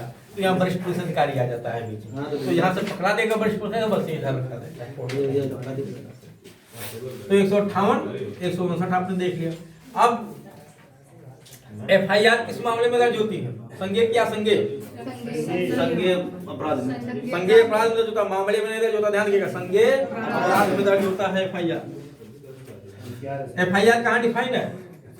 कहीं नहीं FIR कहीं नहीं डिफाइन है। कहीं नहीं परिभाषित किया गया। डिफाइन कहीं नहीं है। ठीक है, संज्ञेय मामला कहाँ डिफाइन है? संज्ञेय है 2 संज्ञेय अपराध डिफाइन है, संज्ञेय मामला नहीं है। 2C संज्ञेय अपराध डिफाइन है 2C में। असंज्ञेय अपराध 2L में डिफाइन है। ठीक है, दा उठा में डिफाइन है। ठीक, तो अन्वेषण करने की पावर 156 में। विवेचना करने की प्रक्रिया 157 में दिया गया है। असंज्ञेय मामले में विवेचना करने की जो ड्यूटी होती है पुलिस अधिकारी की, वो संज्ञेय मामले में विवेचना करने से किस प्रकार भिन्न होती है? संज्ञेय मामले में विवेचना करने से किस प्रकार भिन्न होती है? असंज्ञेय मामले में विवेचना करने की ड्यूटी भिन्न नहीं होती है। भिन्न नहीं होती है, सेम होता है ऑर्डर। लेकिन मजिस्ट्रेट को ऑर्डर होना चाहिए। ठीक है, मजिस्ट्रेट के ऑर्डर से विवेचना करने की क्या पावर वैसे ही होती है जैसे संज्ञेय मामले में होती है? जी, सेम हो जाती है। पॉइंट नहीं होती है। क्या नहीं होता है? गिरफ्तारी नहीं कर सकता। बिना वारंट के गिरफ्तार नहीं कर सकता। बिना वारंट के गिरफ्तार नहीं कर सकता। ठीक है, बाकी पावर सेम होती है। यही तो ध्यान रखना है, बिना फौज की गिरफ्तार नहीं कर सकता। ये कहाँ लिखा हुआ है बिना फौज की, बिना वारंट की गिरफ्तार नहीं कर सकता? 155(3) में लिखा हुआ है बिना वारंट की गिरफ्तार नहीं कर सकता। ठीक है, थाने पे किस धारा में बुलाया जाता है? 160 में। किसको नहीं बुलाया जाएगा? बच्चे, 16 वर्ष से कम 65 वर्ष से महिला। ठीक है, संज्ञेय अपराध की सूचना मिलने पे बिना वारंट के गिरफ्तार भी कर सकता है कि नहीं? कर सकता है। अब गिरफ्तारी पे कौन सी धारा लागू होगी? 41। ये 41 आपको याद रखना है, पूरा पूरा फॉर्मेट उसका याद रखना है। ठीक है जी। नहीं गिरफ्तार करेगा तो 41A की सूचना भेजेगा, और गिरफ्तार करने जाएगा तो 41B का पालन करेगा जी। 41B का पालन करेगा। ठीक, चलिए, तो थाने पे बुलाया जाना है 160 है, बयान लेना 161 है, और बयान का मूल्य 162 में बताया गया है। बयान लेते समय कोई मारपीट का काम नहीं होगा, 163 में बताया गया। अगर मारपीट का काम किया तो अपराध किस धारा में होगा? अगर पुलिस ने थाने पे मारा पीटा है तो किस धारा में एफआईआर लॉन्च होगा? 330 में एफआईआर दर्ज होगा। और तोड़ दिया मार के हाथ पैर तब 331 सॉरी। कम मारेगा तो 30, ज्यादा मारेगा तो 30। ठीक है। हाँ। कोर्ट में बयान दर्ज होता है 164। 164 ये रेप पीड़िता का बयान दर्ज कराया जाना। 165 ये अन्वेषण के प्रयोजन के लिए तलाशी लेना है अधिकारिता में, अधिकारिता से बाहर 166 में, और देश से बाहर लेटर ऑफ रिक्वेस्ट जारी किया जाएगा 166 में, 166B में विदेश से भारत में लेटर ऑफ रिक्वेस्ट जारी किया जाता है अन्वेषण के प्रयोजन के लिए। 167 छोड़ रखा हुआ। 168 में जब 157 में वरिष्ठ पुलिस अधिकारी अपने अध्यक्ष पुलिस अधिकारी को अथराइज करता है उसमें विवेचना करने के लिए, तो 168 में रिपोर्ट देता है। कहाँ रिपोर्ट देता है? 168 में। अथराइज कहाँ होता है? 157 में रिपोर्ट देता है। 168 में रिपोर्ट चाहे खुद उसने विवेचना किया हो या अथराइज किया हो, वो रिपोर्ट अगर आप पर्याप्त साक्ष्य किए तो 169 की रिपोर्ट कहलाती है, और अगर पर्याप्त साक्ष्य किए तो 170 की। 169 की रिपोर्ट लगाए जाने पे अगर वो व्यक्ति अंदर वगैरह होगा तो उसको छोड़ दिया जाता है, और अन्यथा फिर उसको जेल में भेज दिया जाता है 170 की रिपोर्ट मिलने पे। यहाँ यदि बेल नहीं मिलती है, अगर पर्याप्त साक्ष्य की रिपोर्ट जो है लगा दी जाए तो 170 में यदि बेल नहीं मिलती है फिर जेल भेज दिया जाता है। 171 अभियुक्त वो परिवादी और साक्षी को कोर्ट के अभियुक्त पुलिस के साथ जाने की अपेक्षा कोर्ट में नहीं की जाती है। 172 सीडी हो गया। 173 चार्जशीट हो गया। ठीक, अब आ जाइए इसको देख लेते हैं। 174 से 176 इनक्वेस्ट रिपोर्ट से जुड़ा हुआ है। ठीक, अब 174, 175, 176। 175 तो दो अपमानित व्यक्ति हैं जी। अपमानित है कि सम्मानित? सम्मानित। सम्मानित है। ठीक है, दो सम्मानित पकड़े जाते हैं, प्रधान पकड़ के आएंगे। माना जाता हूँ नहीं तो बाकी कुछ। तो दो व्यक्तियों की उपस्थिति में ये सब बयान लिया जाता है। तो 174 को पंचनामा कहते हैं, लिख लेना। पंचनामा कौन सी धारा है? 174। की कौन सी धारा है? 176 जी।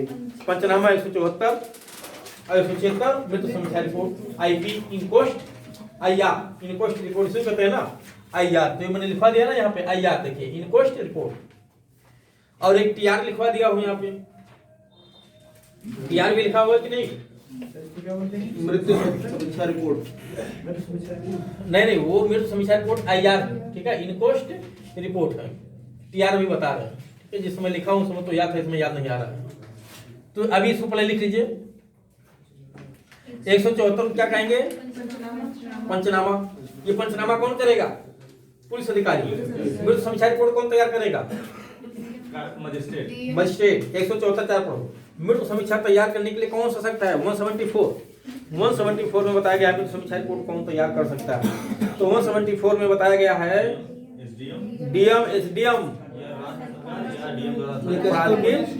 डीएम द्वारा या राष्ट्रपति द्वारा प्राधिकृत अन्य कोई कार्यपालक मजिस्ट्रेट। तो कितने हो गए? 3 हो गए। डीएम, एसडीएम या डीएम या राष्ट्रपति द्वारा प्राधिकृत कोई अन्य कार्यपालक मजिस्ट्रेट। ठीक, 174 4 ये कई बार एग्जाम में पूछा गया है कि मृत्यु समीक्षा रिपोर्ट तैयार करने के लिए सशक्त मजिस्ट्रेट का उपबंध कहाँ किया गया है? तो 174 4 सीधे सीधे ये उपधारा पूछी गई है। तो 174 4 बहुत महत्वपूर्ण है। 174 1 में मरने की सूचना मिलती है पुलिस को कि कोई व्यक्ति आकस्मिक रूप से उसकी मृत्यु हो गई है जी। अप्राकृतिक मृत्यु हो गई है। किसी पुलिस अधिकारी को जब सूचना मिलती है तो वो क्या करता है? दौड़ दौड़ घटना स्थल पे जाता है और सबसे पहले इसकी सूचना नियरेस्ट मजिस्ट्रेट को देता है। ठीक है, नियरेस्ट मजिस्ट्रेट को देता है, और उस घटना स्थल पे जैसे ही पहुंचा, जब तक कोई अन्यथा राज सरकार उपबंध ना करे, मृत्यु के दृश्यमान कारणों को अभिलिखित करता है। तो अन्यथा उपबंध ना करे, तो अन्यथा उपबंध कहाँ किया गया है? अन्यथा उपबंध किया गया है कि नहीं? पैरा 132 में, पैरा 132 में कहा गया है कि मृत्यु समीक्षा करने के लिए सशक्त मजिस्ट्रेट कौन है, ठीक है, तो वहां बताया गया है। तो अगर कोई अन्य उपबंध ना हो तो वो पुलिस अधिकारी जिसको मरने की आकस्मिक मृत्यु की सूचना मिली है घटनास्थल पर जाएगा, नियरेस्ट मजिस्ट्रेट को इसकी सूचना देगा और तुरंत मृत्यु के दृश्यमान कारणों को, दृश्यमान कारण मतलब कि जो उसके शरीर को देखने से पता चल रहा हो किस कारण से मृत्यु हुई है, उसकी पूरी एक लिस्ट तैयार करेगा। शरीर पे कहाँ कहाँ निशान है, कहाँ टूटा है, कहाँ फटा हुआ है, कहाँ कटा हुआ है, ये पूरी एक लिस्ट तैयार करेगा। तो उसे कहते हैं मृत्यु के दृश्यमान कारणों का रिकॉर्ड बनाना। और कम से कम 2 व्यक्तियों की उपस्थिति में बनाएगा। रिपोर्ट बना लिया, अब रिपोर्ट बना करके क्या करेगा, मृत्यु समीक्षा करने के लिए सशक्त मजिस्ट्रेट को 174(2) में भेज देगा। 174(2) में उनको भेज देता है। अब 3 में तो पंचनामा को पोस्टमार्टम करवाना है, 3 में पोस्टमार्टम है ना, 4 आधार लिखे हुए हैं, ठीक है। 3 में तो महिला महिला महिला लिखा हुआ है, विवाह के 7 वर्ष के, विवाह के 7 वर्ष के, विवाह के 7 वर्ष के भीतर मरने पे लिखा है ना। तो शुरू के 3 में पोस्टमार्टम कराना मैंडेटरी है और चौथे में मैंडेटरी नहीं है, ये पुलिस अधिकारी के विवेक पे है, उचित समझे तो कराएगा, नहीं तो नहीं कराएगा। लेकिन शुरू के जो 3 आधार है उसमें पोस्टमार्टम कराना जरूरी है, ठीक। अब इसमें मृत्यु समीक्षा रिपोर्ट बना करके वो मृत्यु समीक्षा कर रहे हैं, यानी उसकी जो है पंचनामा बना लिया, उसके बाद सूचना पुलिस को दे दिया है, वो कोर्ट को दे दिया है जो मृत्यु समीक्षा करने के लिए सशक्त 174(4) में। अब वो मृत्यु समीक्षा करेगा कहाँ, 176 में। तो 176(1) में मृत्यु समीक्षा रिपोर्ट तैयार होती है, ध्यान रखिएगा। 176(1) में मृत्यु समीक्षा रिपोर्ट तैयार होती है। 176(1) का में जुडिशियल इंक्वायरी की बात की गई है, 2005 में जोड़ा गया। 176(1) का 2005 में जोड़ा गया, ये भी पूछा जा चुका है एग्जाम में। इसी में जुडिशियल इंक्वायरी की जाती है। 176(1) का में जुडिशियल इंक्वायरी कब की जाती है, जब किसी व्यक्ति की मृत्यु या किसी महिला के साथ रेप या कोई व्यक्ति लापता कहाँ से हो गया है, पुलिस अभिरक्षा में या न्यायिक अभिरक्षा से। पुलिस अभिरक्षा से या न्यायिक अभिरक्षा से कोई व्यक्ति के साथ रेप हुआ है किसी महिला के साथ, या किसी व्यक्ति की मृत्यु हो गई है, या कोई लापता हो गया है, तो पुलिस अधिकारी के उसमें अन्वेषण करने के अतिरिक्त न्यायिक मजिस्ट्रेट को उसकी जांच करने की पावर है, जिससे को जुडिशियल इंक्वायरी कहते हैं। और जरूरत पड़ने पे गड़े हुए मुर्दे को भी उखाड़ा जाता है, ठीक है। तो गड़ा मुर्दा उखाड़ना 173 गड़ा मुर्दा उखाड़ना 173। विवेचना के प्रयोजन के लिए जरूरी हो, अन्वेषण के प्रयोजन के लिए जरूरी हो तो उसकी जांच कराई जाए, तो गड़े मुर्दे को भी उखाड़ा जा सकता है, कब्र में दफन, ठीक। और जब ये रिपोर्ट सब कोर्ट में पेश किया जाता है तो जो सम्मानित व्यक्तियों की उपस्थिति में वो रिपोर्ट तैयार किया था पुलिस अधिकारी ने, उनको भी गवाह के रूप में बुलाया जाएगा कि नहीं? हाँ, बुलाया जाता है। 175, यही 175 क्लियर हो गया जी। अब एक मात्र धारा बची, 167 वो है 167। 167 अध्याय दूसरा हो तो अब ये आ गया टीआर समझ में आया कि नहीं? यही है 167 ट्रांजिट रिमांड, ठीक है। टीआर का मतलब ट्रांजिट रिमांड। 167 पे आ जाइए। 167 में टोटल 6 खंड है। कितने हैं? 6 खंड। क्या कहेंगे इसको? धारा कहेंगे। धारा 167 में कितनी उपधाराएं हैं? 6 उपधाराएं हैं 167 में। तो 6 उपधाराओं में से जो पहली उपधारा है, दूसरी उपधारा है, ये सबसे महत्वपूर्ण उपधारा है, ठीक है। खास तौर से पहला और दूसरा क्या लिखा हुआ है कि जब किसी व्यक्ति को आसंज्ञेय अपराध में, संज्ञेय अपराध और अजमानतीय मामलों, जमानतीय नहीं, जमानतीय मामलों पर नहीं लागू होती है, क्योंकि जमानतीय मामलों में उसको जमानत पाने का राइट है। जैसे उस व्यक्ति को गिरफ्तार किया जाएगा, उसको जमानत पे छोड़ दिया जाएगा। अब पुलिस जैसे ही गिरफ्तार करेगी, पहले उसको ये बताएगी कि मामला संज्ञेय मामला है, वो जमानतीय है, और आप जमानत देने के लिए तैयार हो तो हम आपको जमानत पे छोड़ देंगे। 50(2) में बताया जाता है। 436 तुरंत अप्लाई हो जाएगी, उसको जमानत पे छोड़ दिया जाएगा, ठीक। जब पुलिस अधिकारी किसी को गिरफ्तार किया है और मामला अजमानतीय प्रतीत होता है और उसको लगता है कि 24 घंटे के भीतर उसमें अन्वेषण पूरा नहीं हो पाएगा, और उसके बाद भी उसको दृढ़ आधार है कि आगे अन्वेषण और किया जाना चाहिए, दृढ़ आधार है आगे और अन्वेषण करने का, लेकिन 24 घंटे के भीतर अन्वेषण पूरा नहीं हो पा रहा है, तब ऐसी स्थिति में वो क्या करेगा? ऐसी स्थिति में वो नियरेस्ट मजिस्ट्रेट के सामने पेश कर देगा उसको, क्योंकि 24 घंटे से ज्यादा अपने पास नहीं रह सकता। आरोपी व्यक्ति का ये फंडामेंटल राइट है। आर्टिकल 22 क्लास 2, आर्टिकल 22 क्लास 2 में ये राइट है कि गिरफ्तार किए गए व्यक्ति को 24 घंटे के भीतर नियरेस्ट मजिस्ट्रेट के समक्ष पेश किया जाए। लेकिन इसका अपवाद भी है, ध्यान रखिएगा, इसके अपवाद भी हैं। निवारक निरोध का उपबंध करने वाली विधि के तहत अगर गिरफ्तार किया गया हो तो फिर 24 घंटे का नियम लागू नहीं होता है। तो नियरेस्ट मजिस्ट्रेट के समक्ष पेश किया जाएगा। अब ये नियरेस्ट मजिस्ट्रेट कौन हो सकता है? जुडिशियल की कार्यपालक, जुडिशियल भी हो सकता है, कार्यपालक भी हो सकता है। अगर जुडिशियल मजिस्ट्रेट नहीं उपलब्ध है तो कार्यपालक मजिस्ट्रेट के यहाँ भी पेश किया जा सकता है, डीएम एसडीएम के यहाँ भी पेश किया सकता है। तो अब इसको जरा ऐसे समझ लेना है आपको। 3 भाग में 4 बना देते हैं।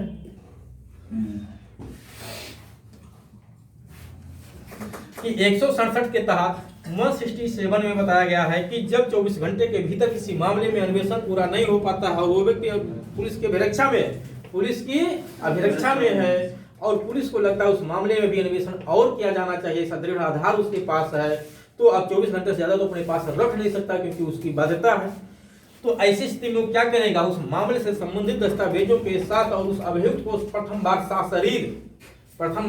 सशरीर वीडियो कॉन्फ्रेंसिंग के माध्यम से नहीं, फर्स्ट टाइम सशरीर कोर्ट साहब जो दर्शन करना चाह रहे हैं उसका, तो प्रथम बार सशरीर उसको लाना होगा, कोर्ट में पेश करेगा। और जब कोर्ट में पेश करेगा तो कोर्ट को क्या क्या पावर है? तो कोर्ट को 3 पावर, जब कोर्ट के सामने पेश किया जाएगा तो पुलिस रिमांड हो गया, उसके बाद जमानत हो गया और न्यायिक अभिरक्षा हो गया।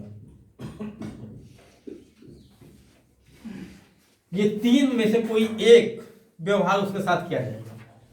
3 में से कोई एक व्यवहार उसके साथ किया जाएगा जब कोर्ट के सामने पेश किया जाएगा। ठीक, अब ये पुलिस रिमांड पे पेश किया जाना है। पुलिस रिमांड पे तब पेश किया जाएगा जब मांग किया जाए। जब मांग किया जाएगा तभी पुलिस रिमांड पे पेश किया जाएगा। अगर मांग नहीं किया गया तो पुलिस रिमांड पे नहीं दिया जाता है, ध्यान रखिएगा। तो मांग के जाने पे ही पुलिस रिमांड पे दिया जाएगा और मांग के जाने पे भी पुलिस रिमांड पे देना मैंडेटरी नहीं है। ये न्यायालय का विवेकाधिकार है कि वो दे या ना दे। अब मांग के जाने पे कितने दिन तक दिया जाएगा? मैक्सिमम 15 दिन। पुलिस रिमांड की मैक्सिमम अवधि कितनी होती है? 3 डेज होती है। एक केस के लिए ध्यान रखिएगा, एक अपराध के लिए 15 दिन होती है। अगर एक से अधिक अपराध का आरोप उस पर और लगे हुए हो मामले, तब और भी केस उस पर चल रहे हो, तब 15 दिन अलग से हो सकता है। लेकिन एक मामले में 15 दिन से ज्यादा पुलिस रिमांड की अवधि नहीं हो सकती है। और जो 24 घंटा अपने घर पहुंचा बैठाए हुआ था पुलिस अधिकारी, वो 24 घंटा भी 15 दिन में काउंट होगा कि नहीं काउंट होगा? काउंट होगा, ध्यान रखिएगा। 14 दिन हो जाएगा। अगर पुलिस तुरंत गिरफ्तार करके कोर्ट में पेश कर दे तो 15 दिन, और 24 घंटा अगर बिता ली है तो फिर 14 दिन। ठीक है, तो 15 दिन नहीं लागू होगा। हाँ, आने जाने का समय इस 24 घंटे में काउंट नहीं होता। यात्रा का समय 24 घंटे में काउंट नहीं होता है। अब ये 15 दिन एक बार में भी हो सकता है, 15 बार में भी हो सकता है, और कोई जरूरी नहीं कि हर मामले में 15 दिन दिया ही जाए। ये कोर्ट के ऊपर है कि दे या ना दे, क्योंकि उसको पता है कि इस 15 दिन में उसके साथ क्या व्यवहार होगा। तो उसके शरीर को, उसकी स्थिति को देखते हुए पुलिस रिमांड पे दिया जाता है, ये झेल पाएगा कि नहीं। ठीक है, तो हाँ, थाने पे जो उसके साथ व्यवहार होगा वो झेल पाएगा कि नहीं झेल पाएगा, तो इसको देखते हुए 15 दिन तक पुलिस रिमांड पे मैक्सिमम दिया जा सकता है। अक्सर आप देखिए शुरुआती में 2 दिन, 3 दिन, 4 दिन के लिए दिया जाता है। 2 दिन के लिए पुलिस रिमांड पे भेज दिया गया, 4 दिन के लिए भेज दिया गया। जब फिर वहां से वापस आता है कोर्ट से, तो कोर्ट देखता है उसकी स्थिति क्या है, फिर जाने लायक है कि नहीं है अभी ये। ठीक है, अगर उसको लगता है कि फिर जाने लायक अभी है तो फिर से भेज देगा। मेरी जरूरत अभी और है तो फिर भेज दिया जाएगा, फिर पिट के आ जाएगा 10-20 लाठी खा करके यहाँ पे। ठीक, तो पुलिस रिमांड पे कोई जाना चाहता है? नहीं, कोई आरोपी पुलिस रिमांड पे जाना नहीं चाहता है, मजबूरी में उसको जाना पड़ता है। ठीक है, पुलिस रिमांड। हाँ, अगर यहाँ आरोपी चिल्ला रहा है साहब हमको ना भेजो यहाँ पे, बाकी हमको जमानत दो या ना दो, चाहे न्यायिक अभिरक्षा में भेज दो, जो चाहे वो करो, लेकिन यहाँ ना भेजो, तो भी कोर्ट क्या उससे कहने पे मान जाएगा? नहीं। ठीक है, उससे कहने पे मानेगा नहीं।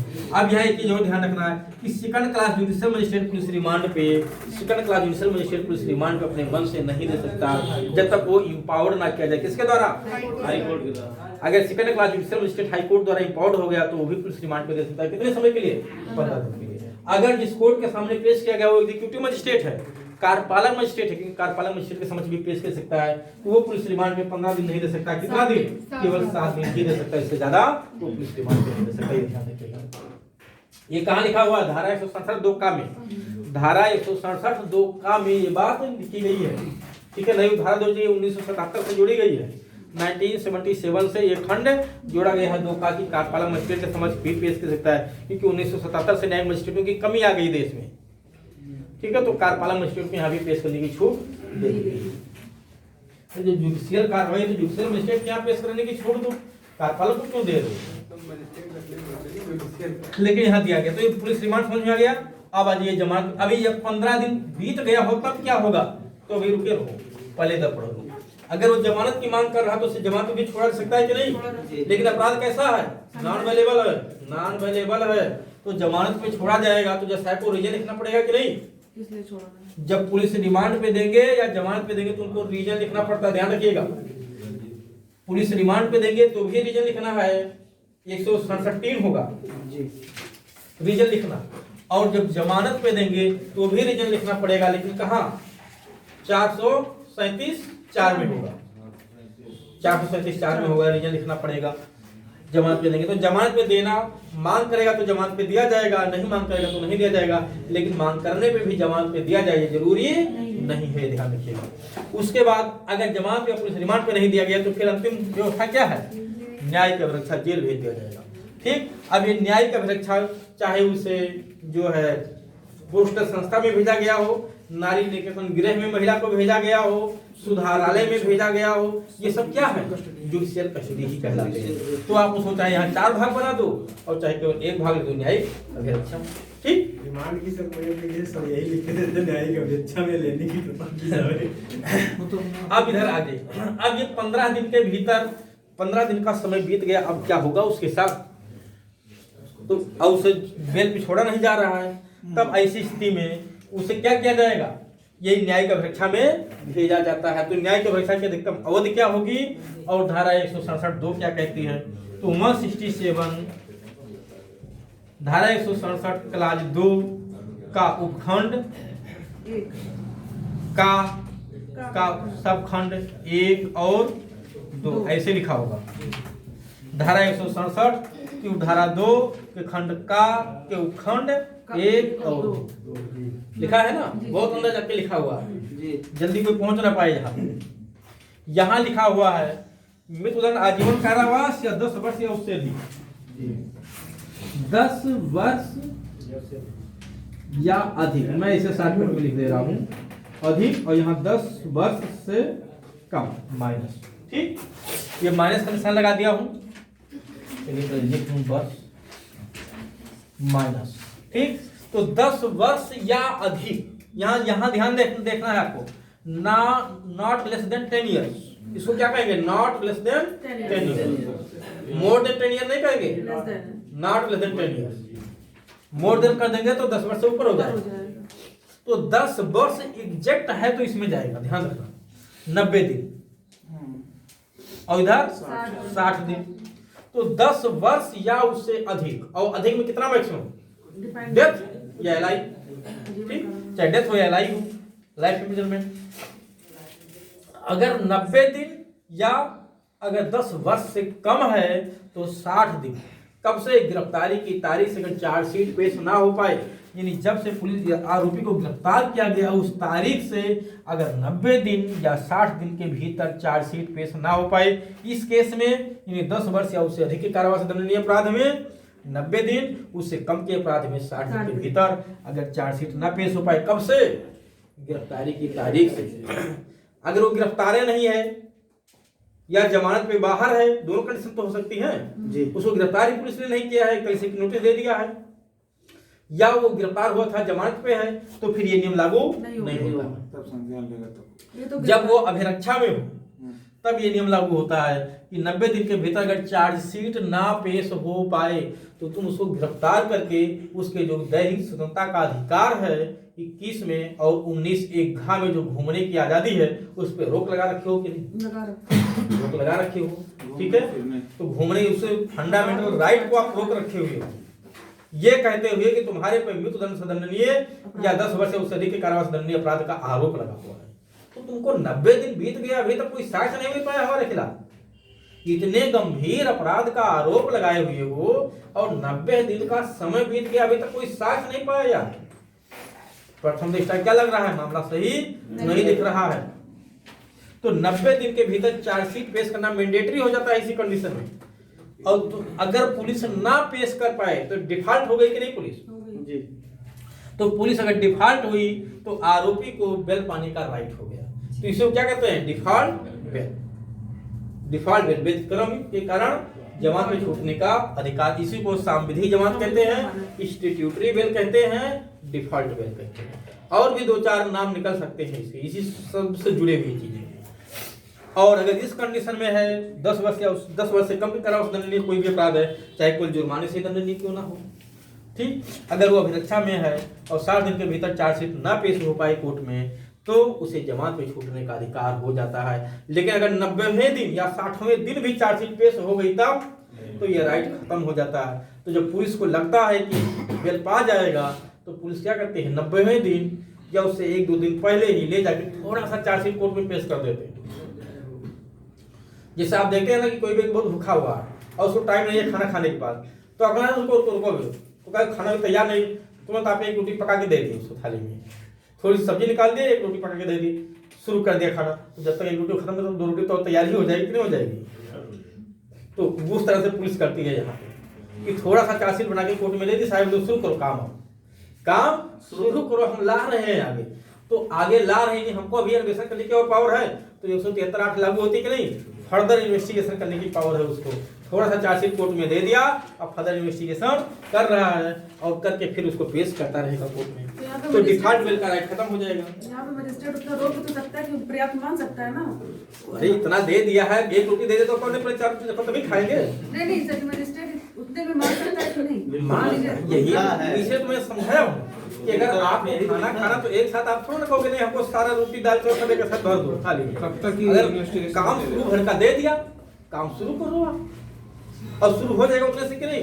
अगर थाली में रोटी आपके आ गई हो सब्जी, तो काम शुरू हो जाएगा कि नहीं हो जाएगा? शुरू हो जाएगा, चटनी आता रहेगा बाद में, खाते रहना, ठीक है। तो थोड़ा सा चार्जशीट दे दिया, इतना दे दिया कि काम शुरू हो जाए, संज्ञान लेने भर का शुरू हो गया। अब इधर फर्दर इन्वेस्टिगेशन कर रहा है, डिफॉल्ट बेल का जो राइट था वो खत्म हो गया, ठीक। अब अगर ये राइट खत्म हो जाए तो कब तक जेल में रखेंगे उसको? जब तक तो कब तक जेल में रखेंगे? अब धारा 436 से पे आ जाएगा, ट्रायल पूरा ना हो जाए। अरे ट्रायल पूरा ना करवाओ, ट्रायल पूरा कराने में 20 साल लगा रहे हो, चोरी के अपराध में 20 साल जेल में रहेगा। तो इधर 436 क्या कहती है कि उस अपराध में जितनी सजा है अधिकतम, अगर उसकी आधी सजा वो जेल में भुगत लिया तो उसे जमानत पे छोड़ दिया जाएगा, मैंडेटरी है। हाँ, एक अपवाद है, जो वो जमानत देने के लिए इच्छुक ही नहीं है, जमानत देने के लिए इच्छुक नहीं है, या कोर्ट विशेष कारणों को अपने अभिलिखित करते हुए जमानत देने से इनकार भी कर सकता है अगर लोक अभियोग ने आपत्ति लगा दिया हो तो। लेकिन अगर उस अपराध के लिए जितनी सजा है पूरी सजा वो जेल में भुगत लिया, ड्यूरिंग प्रोसीडिंग, मामला तो भी आपका चल रहा है, ड्यूरिंग प्रोसीडिंग पूरी सजा भुगत लिया, तो दोषी ठहराते तो भी तो दिन तक जेल में रखते आप, तो क्या किया जाएगा? जमानत में छोड़ा जाएगा कि नहीं? नहीं, जमानत में नहीं छोड़ा जाएगा, ऐसे ही छोड़ा जाएगा, जमानत बंदपत्र नहीं भरवा जाएगा, ऐसे ही छोड़ दिया जाएगा, भगो जाओ यहाँ से, अब काम खत्म आपका। नहीं तब तो पूरा काम ही खत्म हो गया, पूरा काम ही केस खत्म हो गया। अब ट्रायल आप करते रहना, चाहे वो मर जाए तो भी कोई सजा तो भुगत चुका ना पूरी, सजा भुगत लिया, तो समझ में आ गया। तो मैक्सिमम कितने होते हैं जेल में रखा जाएगा उसको? उस अपराध के लिए जितनी सजा अधिकतम लिखी हुई है उससे ज्यादा अवधि तक उसे जेल में नहीं रखा जा सकता। तो न्यायिक अभिरक्षा की मैक्सिमम अवधि प्रत्येक दशा में कितनी हो सकती है? जितना मैक्सिमम अपराध है उस अपराध के लिए जितना मैक्सिमम सजा लिखा हो उससे ज्यादा नहीं हो सकती, ध्यान रखिएगा। लेकिन 436 किस अपराध पे लागू नहीं होती है? जो 10 साल से ऊपर का है 7 से ऊपर कौन से? उसमें क्यों नहीं लागू होंगी? क्यों नहीं लागू होंगी? 7 साल से ऊपर है तो 436 किस अपराध में नहीं लागू होगी?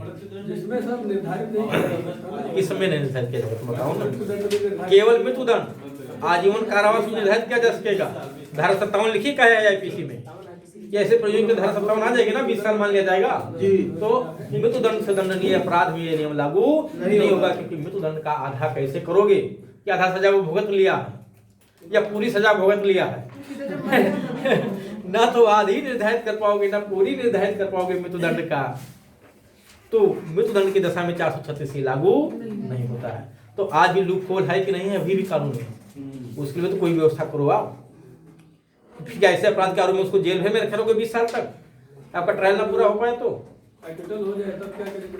हाँ, वो बाद में दोषमुक्त हो जाए तो 20 साल उसका जीवन कहाँ से वापस करोगे? तो कुछ व्यवस्था होनी चाहिए, या तो फिर ऐसे अपराधों की समय सीमा निर्धारित कर दो ट्रायल की, कितने दिन में हो जाता कि ऐसे अपराधों की ट्रायल 3 दिन के भीतर हर हाल में पूरा होना ही है। कुछ तो व्यवस्था किया जा सकता है कि नहीं? बिल्कुल किया जा सकता है। तो ये चैप्टर आपका खत्म हो गया। ठीक, अब हम लोग चलते हैं चैप्टर 13 पे। ठीक है, अभी तो समय बचा हुआ है ना? है? 9-12 हो गया। ठीक है, पहले इसको बंद करें। फोन भी आना चाहिए। फोन आने दो, कोई दिक्कत नहीं।